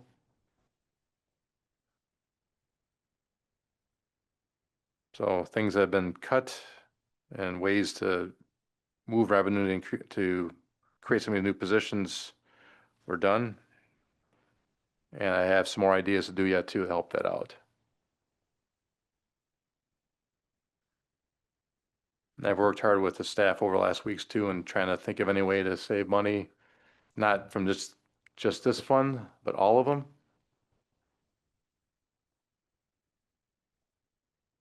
So I think if you guys have any questions looking through that, if you identify them by letter at this point.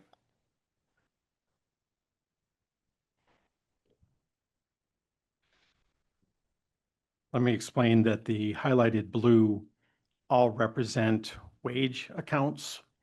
And also what I did is below, you can see that there's a net impact of $46,000. Okay, so as there are a number of things that are pluses, there's also minuses that all of those kind of work their way out here. Mr. Mayor, you want to make a comment on McGrath study implementation? Yeah, we need $434,000 to implement that first part that gave the employees that first grade, so if they were way behind. And it was pretty evident to some of the leadership team I talked to last week, and some of them been here for a while, that was really important for staff morale. So I kept cutting things to make it happen. And on top of that, I believe you implemented 2.75 as well, Mr. Stevens? Yes, so I'm going to put your eyes down to the bottom of the sheet, G1 and H1. The G1, if what we are saying is implementation of the McGrath pay study for everyone to be at least on the table, okay, grade A, and about 55% of our people wouldn't have been on grade A. The other 45% are in steps throughout A, B, C, D or so, upwards to GH, I think. But in any case, to implement so that everybody is at least showing up on the table, step A. The total is $434,000. I already have included, and you can see some of the math at the top of the sheet. The wages already have a 2.75%. We already talked about that. And all of the other templates have the 2.75%. So the 2.75% is about 217,000. In order to get everybody onto step A, it would be about another 217,000.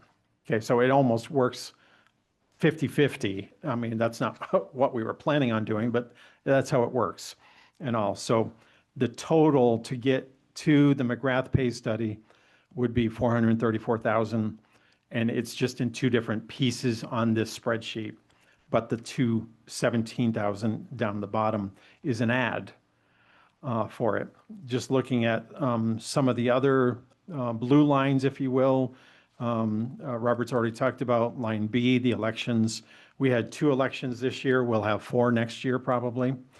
So that's double the money. Intern, IT intern that Chris introduced to us earlier. We have AMSO in place, and so 20% is shared to other utilities to pay the bill of IT. So this would be the portion. And this is, I labeled it IT intern. I apologize. That really should be IT tech. We're talking about more than just what we talked about earlier today. That would actually be a second full-time employee. Yeah, this would be an additional person and all. Engineering, row J, we have split the part-time wages between Storm and Fund 1. And engineering is saying that, we could move it all to Storm utility. Row K, we've got 3 mechanics currently in our employ, and moving a portion of one of those mechanics, looking at the workload. So just attributing more to solid waste is what this is going to be, is an allocation. It's not a change in personnel. It's just where we're charging that person to for that. And then S&T are some reductions on some staff positions. W, oh, by the way, the mayor asked me to kind of, as a by the way, rows U and V, just so that you understand. Town Square, if you look at the non-compensation budget, is that 78,000 number. And if you look at all of our other parks, their non-compensation budget is the 178,000 number. Row W, additional compensation cuts, potentially in rows X and Y. You can see how that would come to be. And then row Z and A1 are the adds of the two positions in fire and police at a July 1 start date, to be a halfway point for the year for that. Row D is a second half. Up above was the first half of that position. Row E is the incorporation of another one of our administrative departments to be added to the AMSO schedule because of the work that media does for other utilities. So that would just be a sharing of expense elsewhere. And we've already talked about row G1.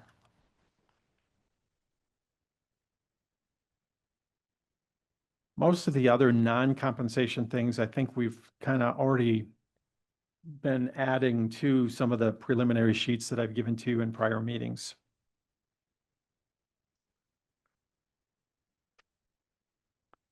What level of discussion are we looking for here?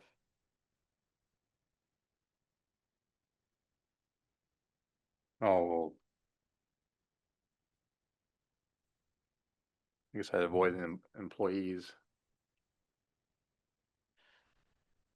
I'll just, the one piece of the puzzle that I really need some help on is what is your pleasure for how to incorporate payroll? The big picture for everybody. Okay, so you've been presented actually two different possibilities, 2.75% or the incorporation of the McGrath pay study to get everybody to grade A. I know it's a big swing. That 2.75, that begins on January 1? Yes. Yeah.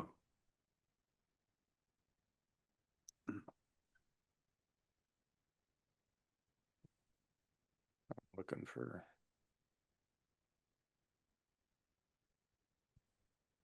What did you say to me, Mr. Smith?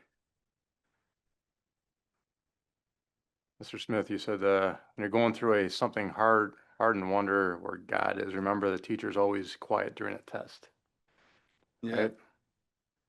that is the truth. He's been quiet, so Mhm. I've got a few tests, so I get- I did my Hey. best to present this in front of you, so. You have, on the 2026 budget line, on G1, which is the partial implementation of the McGrath study. What would be the approach that we would be taking relative to that study in implementing other portions that are not anticipated for 2026? They're not identified as portions of the 27, 28, 29 budget. Do we have any approach to that? I mean, what would the employees have to anticipate, even if that were to become part of the 2026 budget approach? Well, we definitely wouldn't be able to afford it in 26. I mean, the whole Right, rolling out the entirety is close to $1 million. right. But what I'm saying is that's a snapshot of an early implementation with a 2026 impact. Yes.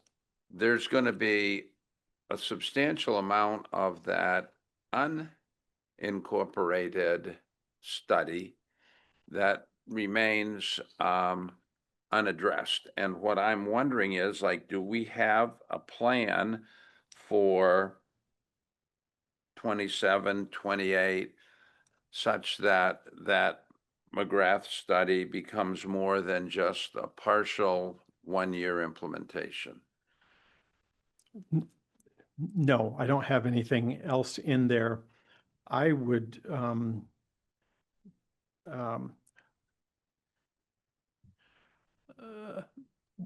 when the mayor visited me this morning, I conceded that I had given up on McGrath.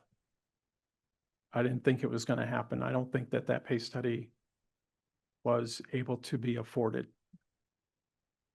With that said, he pushed me to try again. I think that our employees would be ecstatic if all we got was grade A. Ever. Yeah. It's that big of a deal. Now, grade A hopefully becomes grade B. Yeah. The next year, and C, and so on. But if we could get everybody to grade A, we would have an extremely different disposition of our employees. Nobody is happy right now. Is grade A the option one? Or No, is that something else? no. Option one was less than grade A.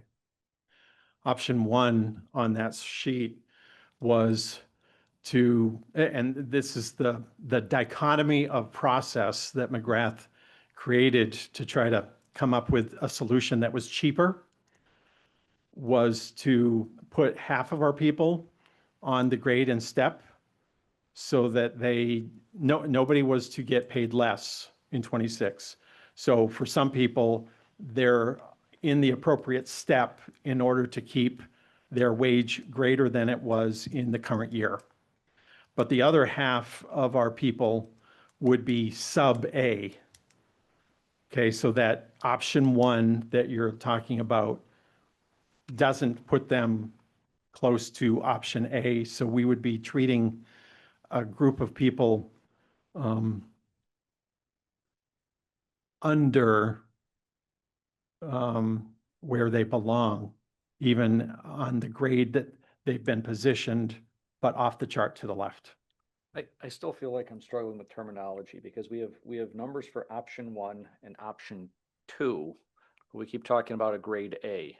Like, is that either of the options? No, option one was to help 55% of our employees get halfway between where they are and to grade A, but not even to grade A. So what was option two? Option two was to fully grade and step everyone where they should be. So a person that is new this year, they would usually be in step A. But a person that's been on the job for 3 years should be step D probably.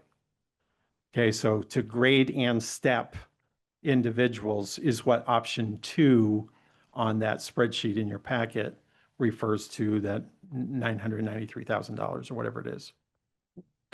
So have we seen a projection that has just grade A, or we've just not bothered? That's what the 434 is.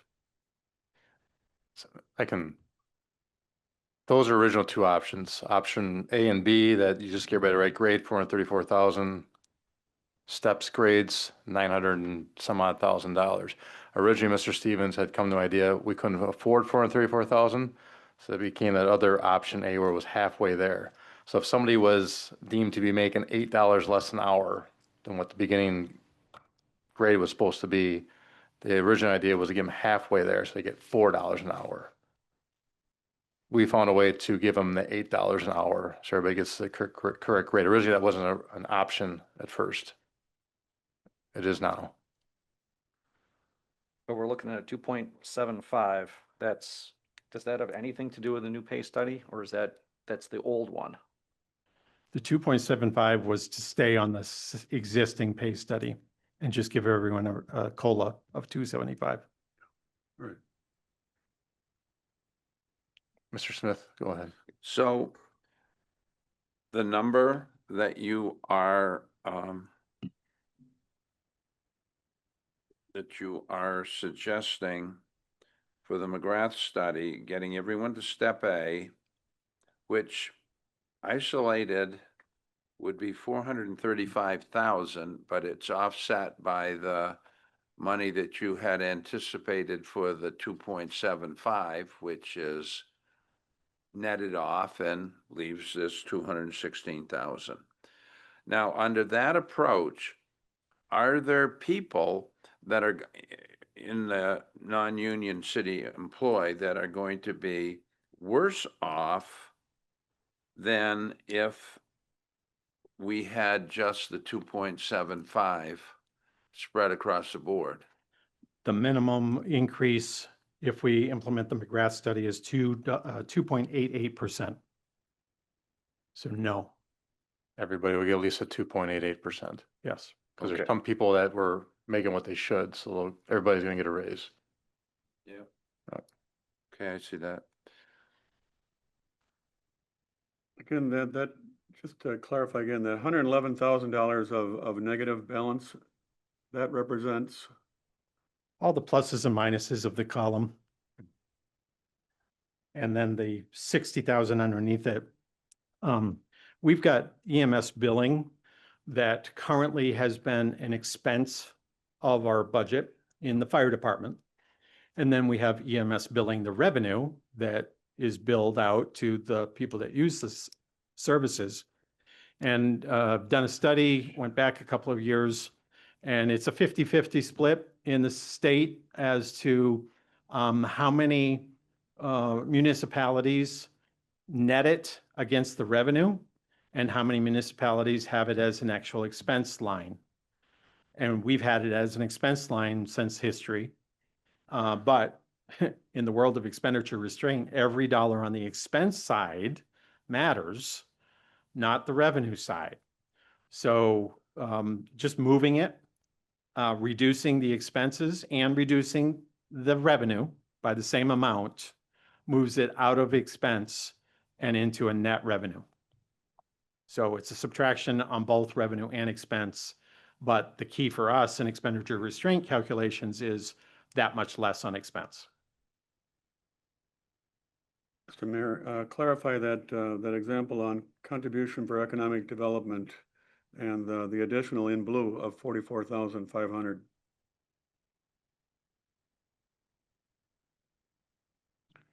Please try to reference line numbers only. Oh, yeah. And S you're talking about? I'm sorry, D1. D1.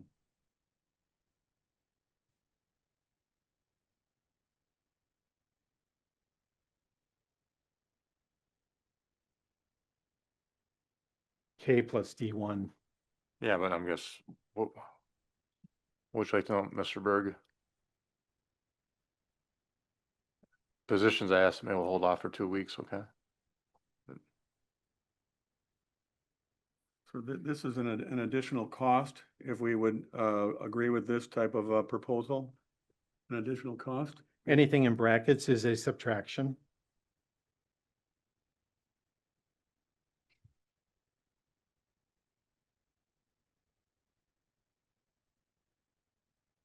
I'm looking at the blue or the whatever color that is. The blues all just represent anything that's wages total, just so that you can see what the bottom line is of all of the net impact of wages. All right. And like elections would be part-time just for those, for that day, at 20,000 there on B.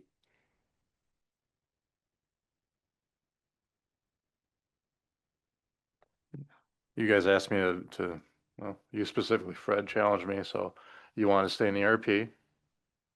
And we're really locked on Fund 1. I mean, looking for something to cut, this is a hard fund, so that's not anything. I moved the money as best I could to get the staff what they needed. I've got ideas. We have another 30 different funds that we can work at to cut money or get more revenue from. And thank you, Mr. Smith. Well, first of all, I want to say this is a tremendous amount of work in a very short period of time that you've been doing, obviously, and Mark's been doing to present this data. His department too, there's a few people down there helping with us too. Yeah. Okay, I think this is, great progress that we're making here. As it relates to the what if page, how do you want us to proceed? In other words, these are the mayor's idea. This is a cumulative picture of what'll happen if it's all implemented. Do you want any kind of feedback on things that are either, areas where we do or do not agree with the ones that you have placed here? Perhaps you would be interested in some suggestions for things that are not on this list. Because what I'm wondering is this. Well, I'll come back to the question relating to the existing chart, but what would be the next step that would present an equitable addition to the implementation of the McGrath study? In other words, instead of getting everyone to step A at a net $434,000 cost, what is the next plateau that we would be able to shoot for? Not just somewhere down the road, but looking at what might be possible this year with possibly some things that are not currently calculated as savings in the budget. And because I can think of some things that are not on the list that are substantial savings, and I'm thinking, what would be the way that that might benefit the budget as a whole, depending obviously the category out of which the savings accrue and what space is available within the continued goal of being within expenditure restraint. But what I'm wondering is, do we know what the next level, the next plateau that we would shoot for if we had the money to do it in the process of implementing the McGrath study? You're like referring to like everybody get the next steps, like how much more money would need? Yeah, So it's 900 and some odd thousand to get the whole thing, but Mr. Right. Stevens? but is there but we're talking about increment, and I don't anticipate being able to implement a whole lot more, but I am wondering if there were to be some additional savings identified in the budget, what would be the goal for that next step in the implementation of the pay plan?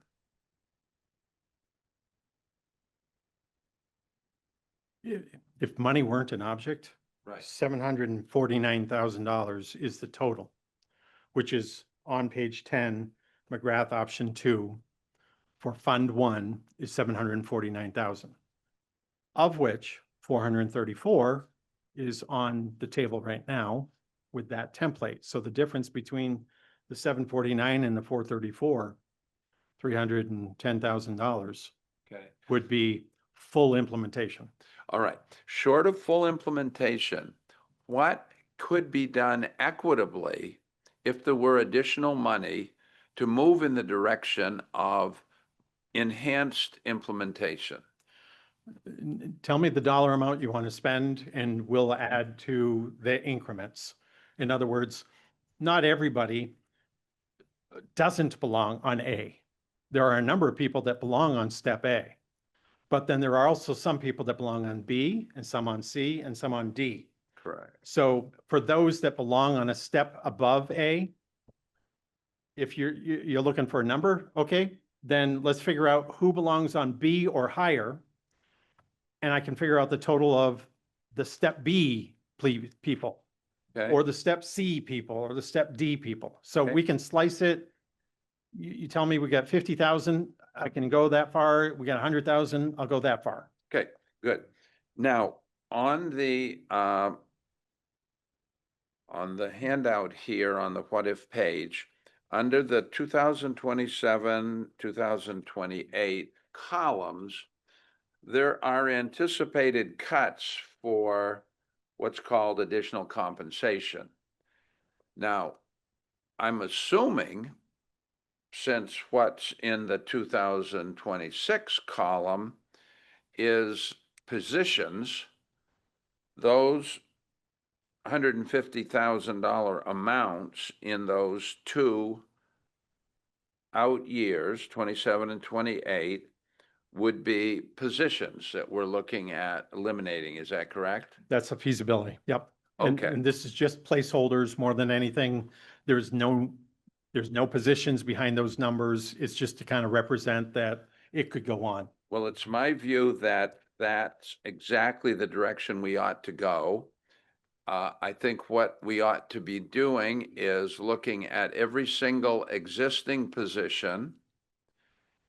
And I believe that there are savings to be made that would become the basis for funding additional portions of the McGrath study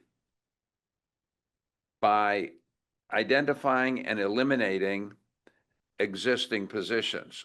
Hypothetically, let's say we're talking about a $75,000 position.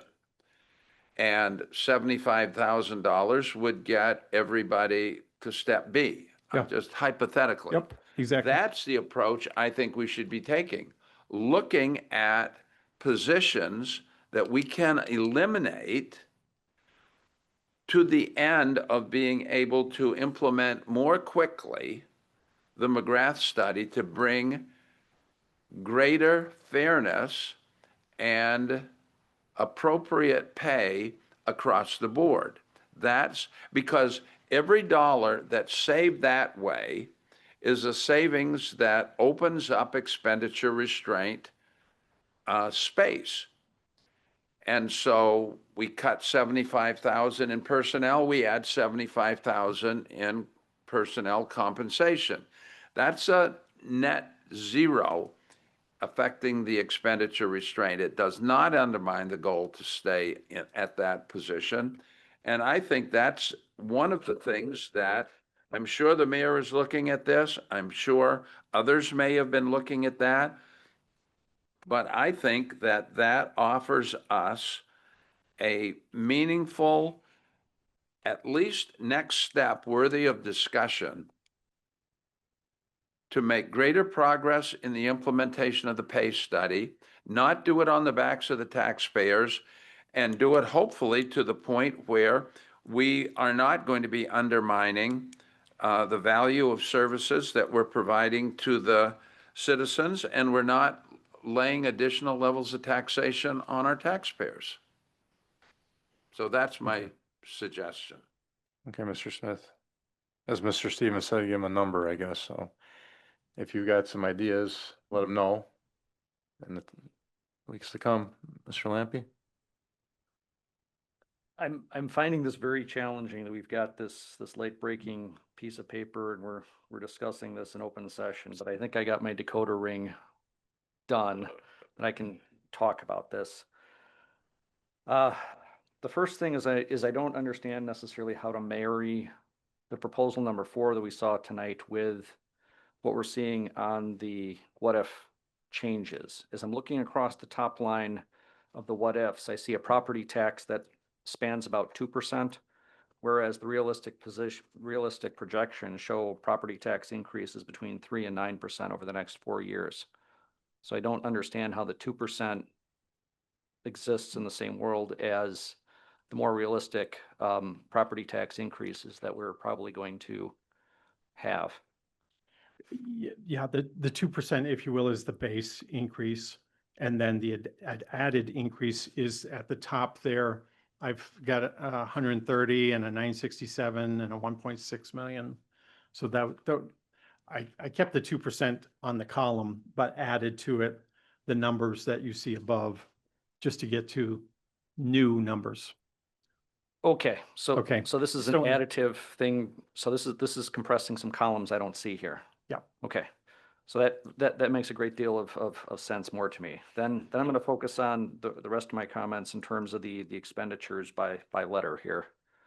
So I'm going to go slow just to make sure we got the right ones here. I want to go down to B1. I wrote these backwards. Okay. B1 is where we have that non-wage expenditure. And this is the one that I think I highlighted in the past of being about half as much as what we need for absolute minimum. Yeah, so the first half, if you will, I've added to individual rows and all. So the things that I had brought to everybody's attention have kind of been, they've made their way here, like fire station utilities on row H. So I had a list of $100,000 and you second guessed me saying, no, 200,000. Well, I was smiling on the inside, John, because yes, I agree with you on that. I just felt like I could defend easily $100,000. So that my first 100,000 is within specific rows. Okay. The second 100,000 is what that row B1 is. So this would be items like R and M. I'll let you look down and see what those are. Yeah. Well, I mean, water was part of, that was part of the $100,000. Okay, so R and M were part of my $100,000. Okay. But there's, is it the bullets line that you like the best? The bullets cost more. That's part of what B1 is. It's all of our departments and the realities of subscriptions that are going up, additional costs of doing business that inevitably I'm not able to see that every department has a 0% increase. Here's that $100,000 of stuff that I'm working on. Okay. The next one is one that Alder Smith already called attention to, which is the expectation that we are have additional position cuts in 27 and 28 to get to this level. Obviously, that's something that I'm going to be interested in avoiding as we get into the budget discussions. The targeted cuts for 2026 are, of course, a matter of concern where I would say traditionally, like row L would be verging on being colored blue. And I know we don't have it colored there right now.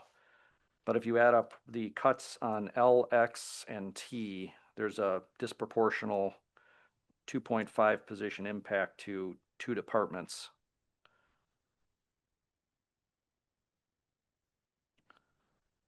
So I'm throwing that out there as something I'm not a huge fan of. 2 more things is on G1, and that is where we started to look at the implementation of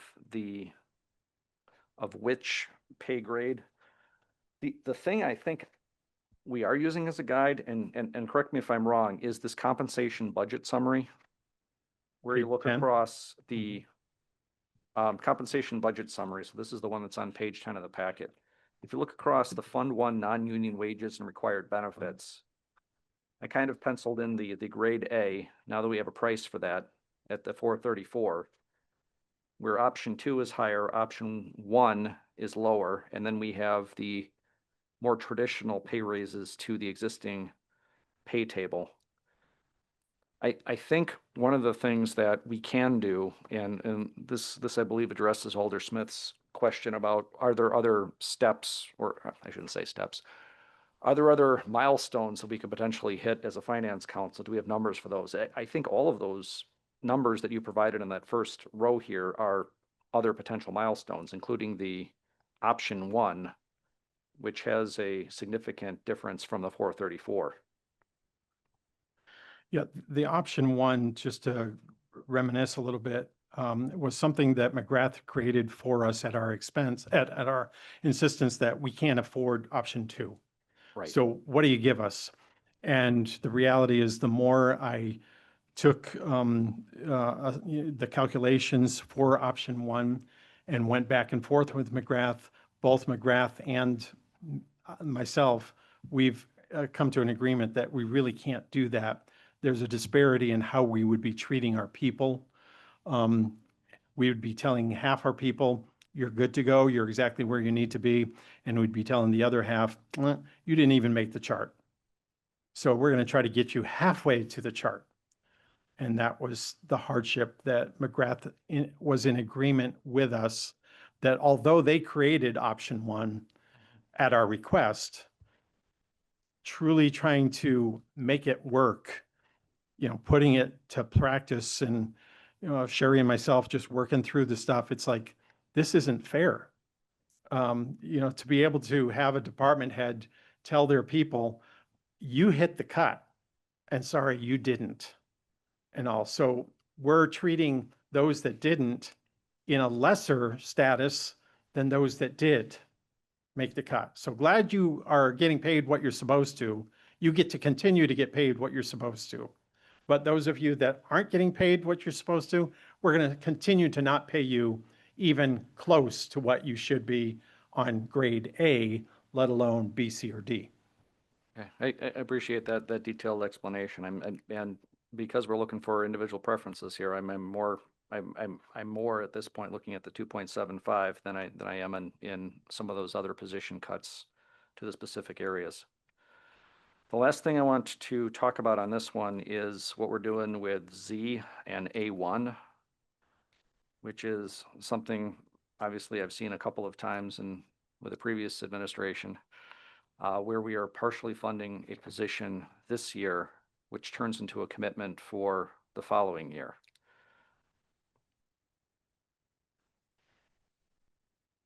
Yeah, now that I've produced this really cool multi-year, you're holding me to years 3 and 4 and 5. You're right. We got to add that into 27, 8, and 9. Yeah, and it's not small. Hey, it's first iteration on the new tool. So yeah, I'll go all the way back to the beginning of Aldersmith's comments and ditto at least the first half of that. This is very impressive. Thank you. I have some comments.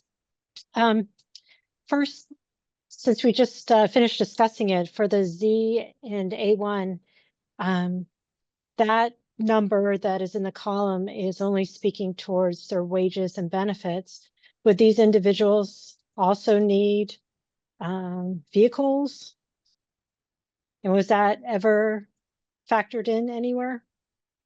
The when we do the do you want a new position form back in June, we do incorporate the cost of supplies, materials, whatever. And so neither of them had a vehicle as a requirement, but they would have, it would have been smaller stuff, a desk and a computer and those kinds of things. So it wasn't major dollars for the non-compensation additions for them. So, a couple $1,000s a piece type thing. Okay. Uniforms would be included. Okay. Next question.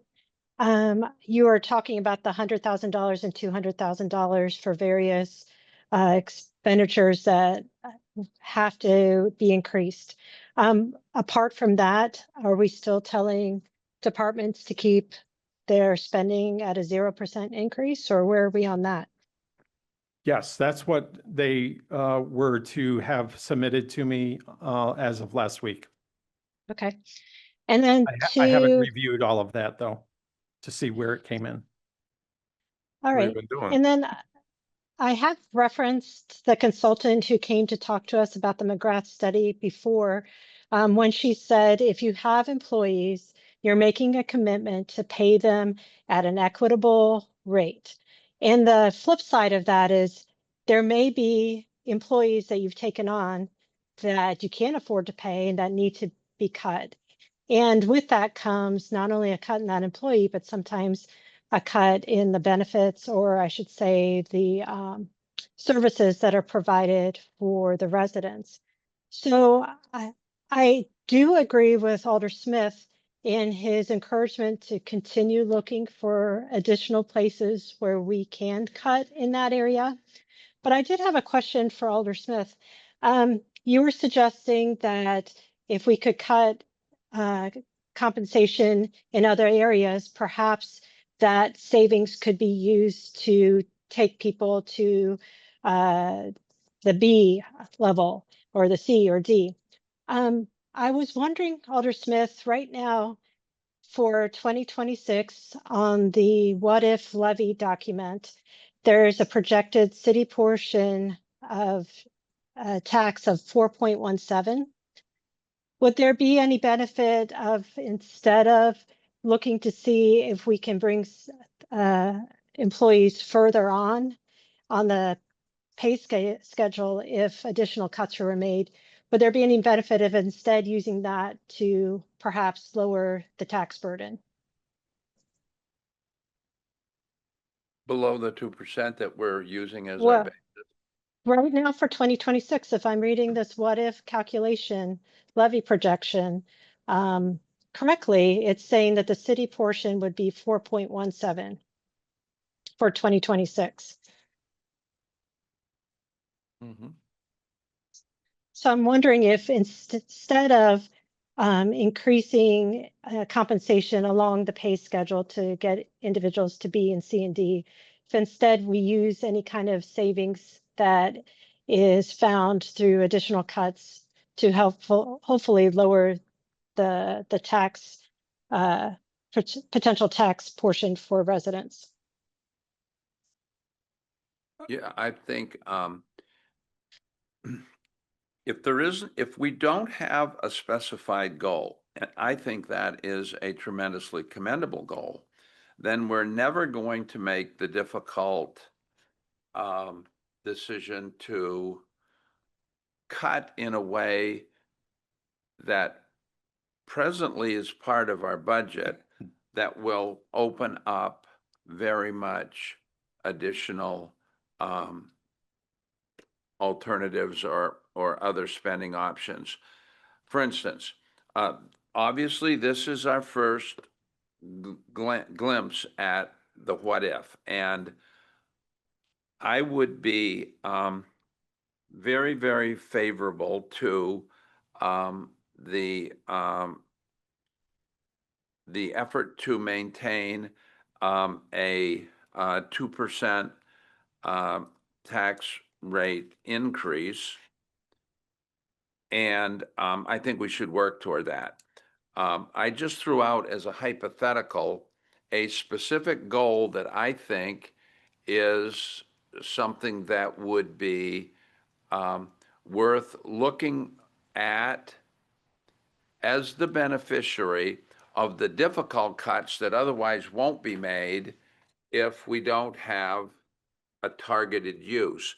And I'll just throw out one other one, which I think, I mean, I'm not interested in spending a whole lot of time trying to promote additional spending. What I'm trying to do is to give an incentive for us to make the difficult cuts that we otherwise wouldn't if we didn't have some targeted use for that, for those savings.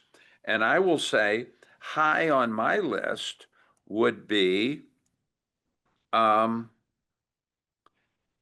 Z and A1 for a, and I think this is the point that Jonathan was making, not a 7/1 start, but a January 1st start. And that's a substantial amount of money. That's actually what I was, when you were suggesting finding more cuts, it's actually what I was thinking of doing, is actually having an earlier start in those two positions as well, Mr. Yeah, Smith. to me, So I'm right with you on that. yep, from my perspective, give a goal of something that is a consensus recipient of the money so that then there is a meaningful likelihood that we will be serious about looking for the additional cuts that will make that possible. And so that's my priority, and I'm happy to do the I mean, it's unfortunate that it's necessary, but I've come to the conclusion it is necessary. And short of making the types of cuts that I'm talking about, we're not going to do the kinds of things that I think we really should, which is starting Z and A1 on January 1st. And so just as a follow-up, Mr. Stevens, I am reading that correctly, right? In the what if document for the tax levy projection, in order to make this all work under this what if scenario, there's a projected city portion of 4.17%. So that's 2% higher than our, that we started with just in your projection documents of 2.0. Yes, and the reminder to us all is that if we had done a 2% increase in the current year, we wouldn't have had to do a 4% increase in the next year. Which was a 2024, well, to start the 2025 budget, right? 25 budget. 0% increase after large loans taken out. It is concerning to me, though, the 4.17. It's something we should still continue to work towards decreasing. As we all know, it's just the city portion. And that could grow considerably with the other levies that are added from the other entities. Well, I think we took in a little bit of information today, but if you have any other ideas, then you can give them to Mr. Stevens or myself. Do you see on the sheet here, or any other things you think could be changed? Everybody had that packet of Fund One balance expenditures, given them a couple weeks ago. I think it's in the packet too, from a previous packet. Mr. Lampy? One more clarification, since we don't have the rest of the columns filled out here, but on W, is this basically mean that we are leaving that position unfilled in future years, or are those additional actual cuts? I want to make sure I'm interpreting that right. That was up in the air, and to talk about that next meeting. So They would be additional cuts. I mean, not related to X and Y, because X and Y would be disappearing in 26. right. So it would be an additional something, Okay. So it's not a deflection, it's a continual decrease. right? Because once it's out, the math does the work to never put it back in unless we added it back in.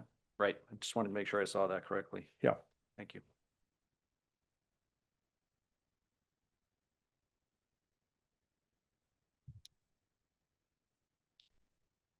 Okay. Anything else, or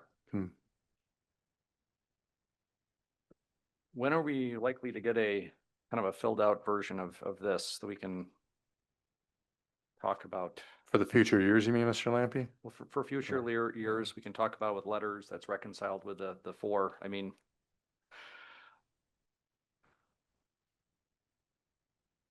I feel constrained tonight, both in terms of preparation and in terms of being able to talk about this in the open. Oh, sorry, the plan came out this morning in Mr. Stevens' office, so doing the best we can. I worked out all weekend, but It's, Yeah. it may be something where we all need to spend some additional time studying the implications of some of this new material. And maybe there will be a future time when it will be easier to talk about it. But I will say categorically, this is one of the giant leaps forward. This is Agreed. a lot of work. Obviously it's maybe a Monday production, but it was something that was underway for a long time. It is the most helpful single presentation we've had, reflecting massive amounts of work on your part. And I take my hat off to you. I think this is tremendous, the work you've I done. agree. And I would like to add, I was always saying that I was interested in entertaining the possibility of leaving expenditure restraint. But I think all of these projection documents show us that money that we receive from expenditure restraint year after year after year is an integral part of our budget and a necessary part of our budget, and that it would be foolish, but also not sustainable for us to abandon expenditure restraint. We really do need that income to make our budget work.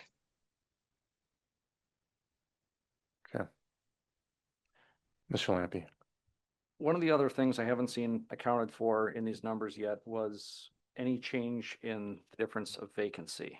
So you had said we had moved back closer to the 1% with 160 baked into this year. Was there any appetite to increase that to any other level still? Yes, all of these templates have a 1.75% built in.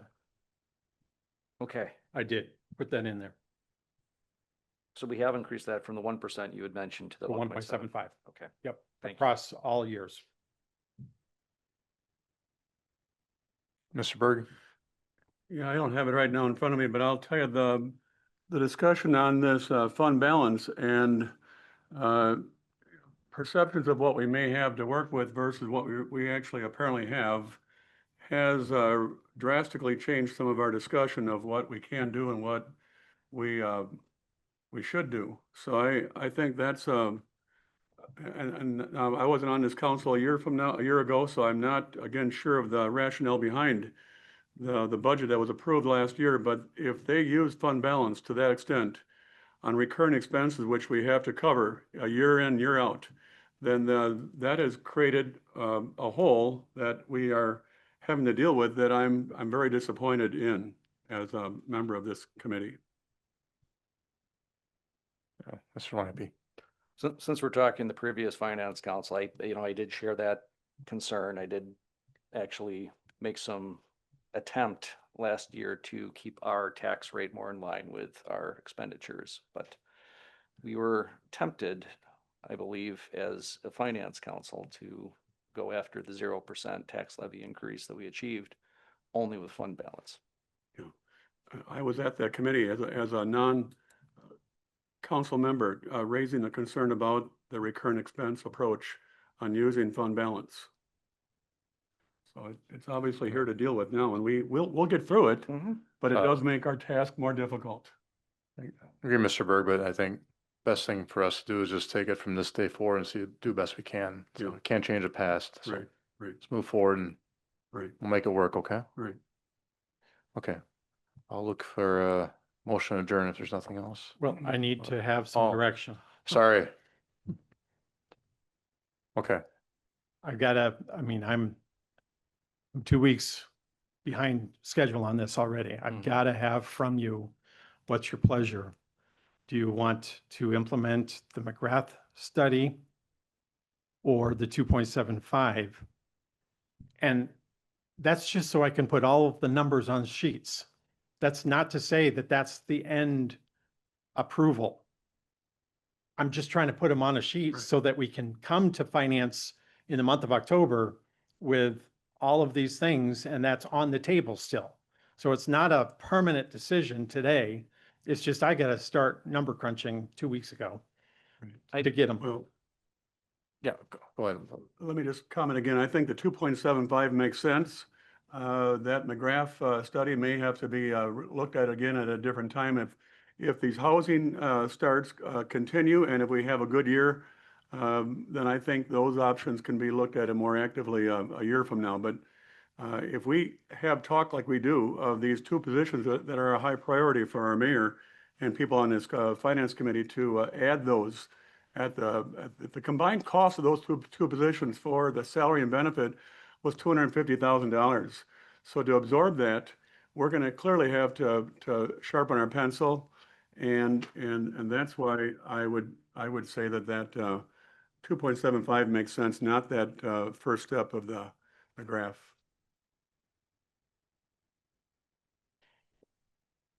I'm in favor with going forward with what if sheet that was presented to us with the various adds and cuts and with the McGrath study.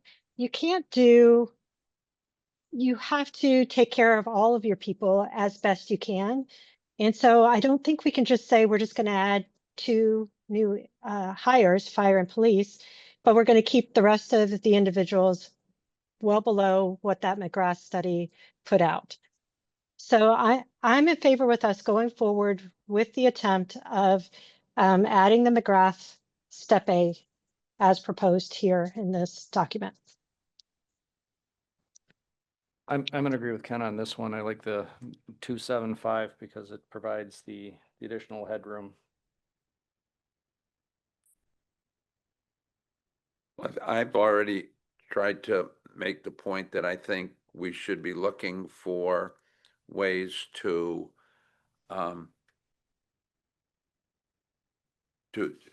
I think we should be looking at ways to make the cuts necessary to allow us to move beyond this step A in the McGrath study. So I would say the way things are right now, I would support moving forward with this what if scenario, which is using the 2.75 as the offset and getting the McGrath study underway.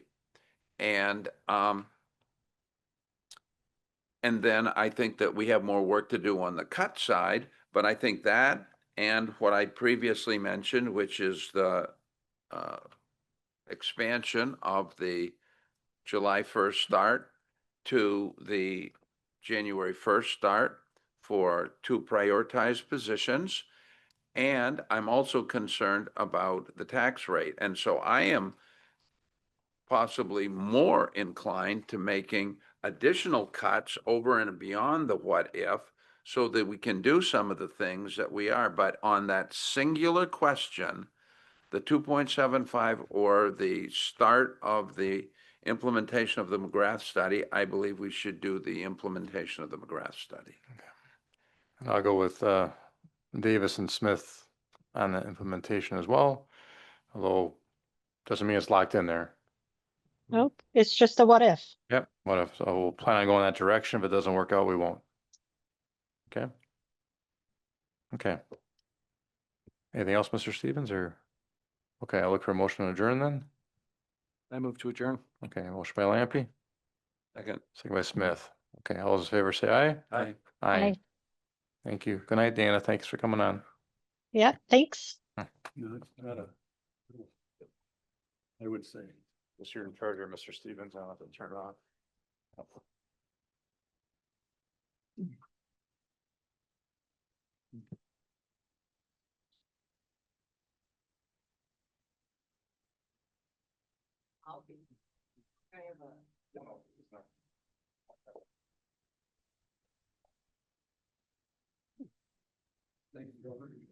I've been watching it. You're welcome. I've been watching. I try my best here.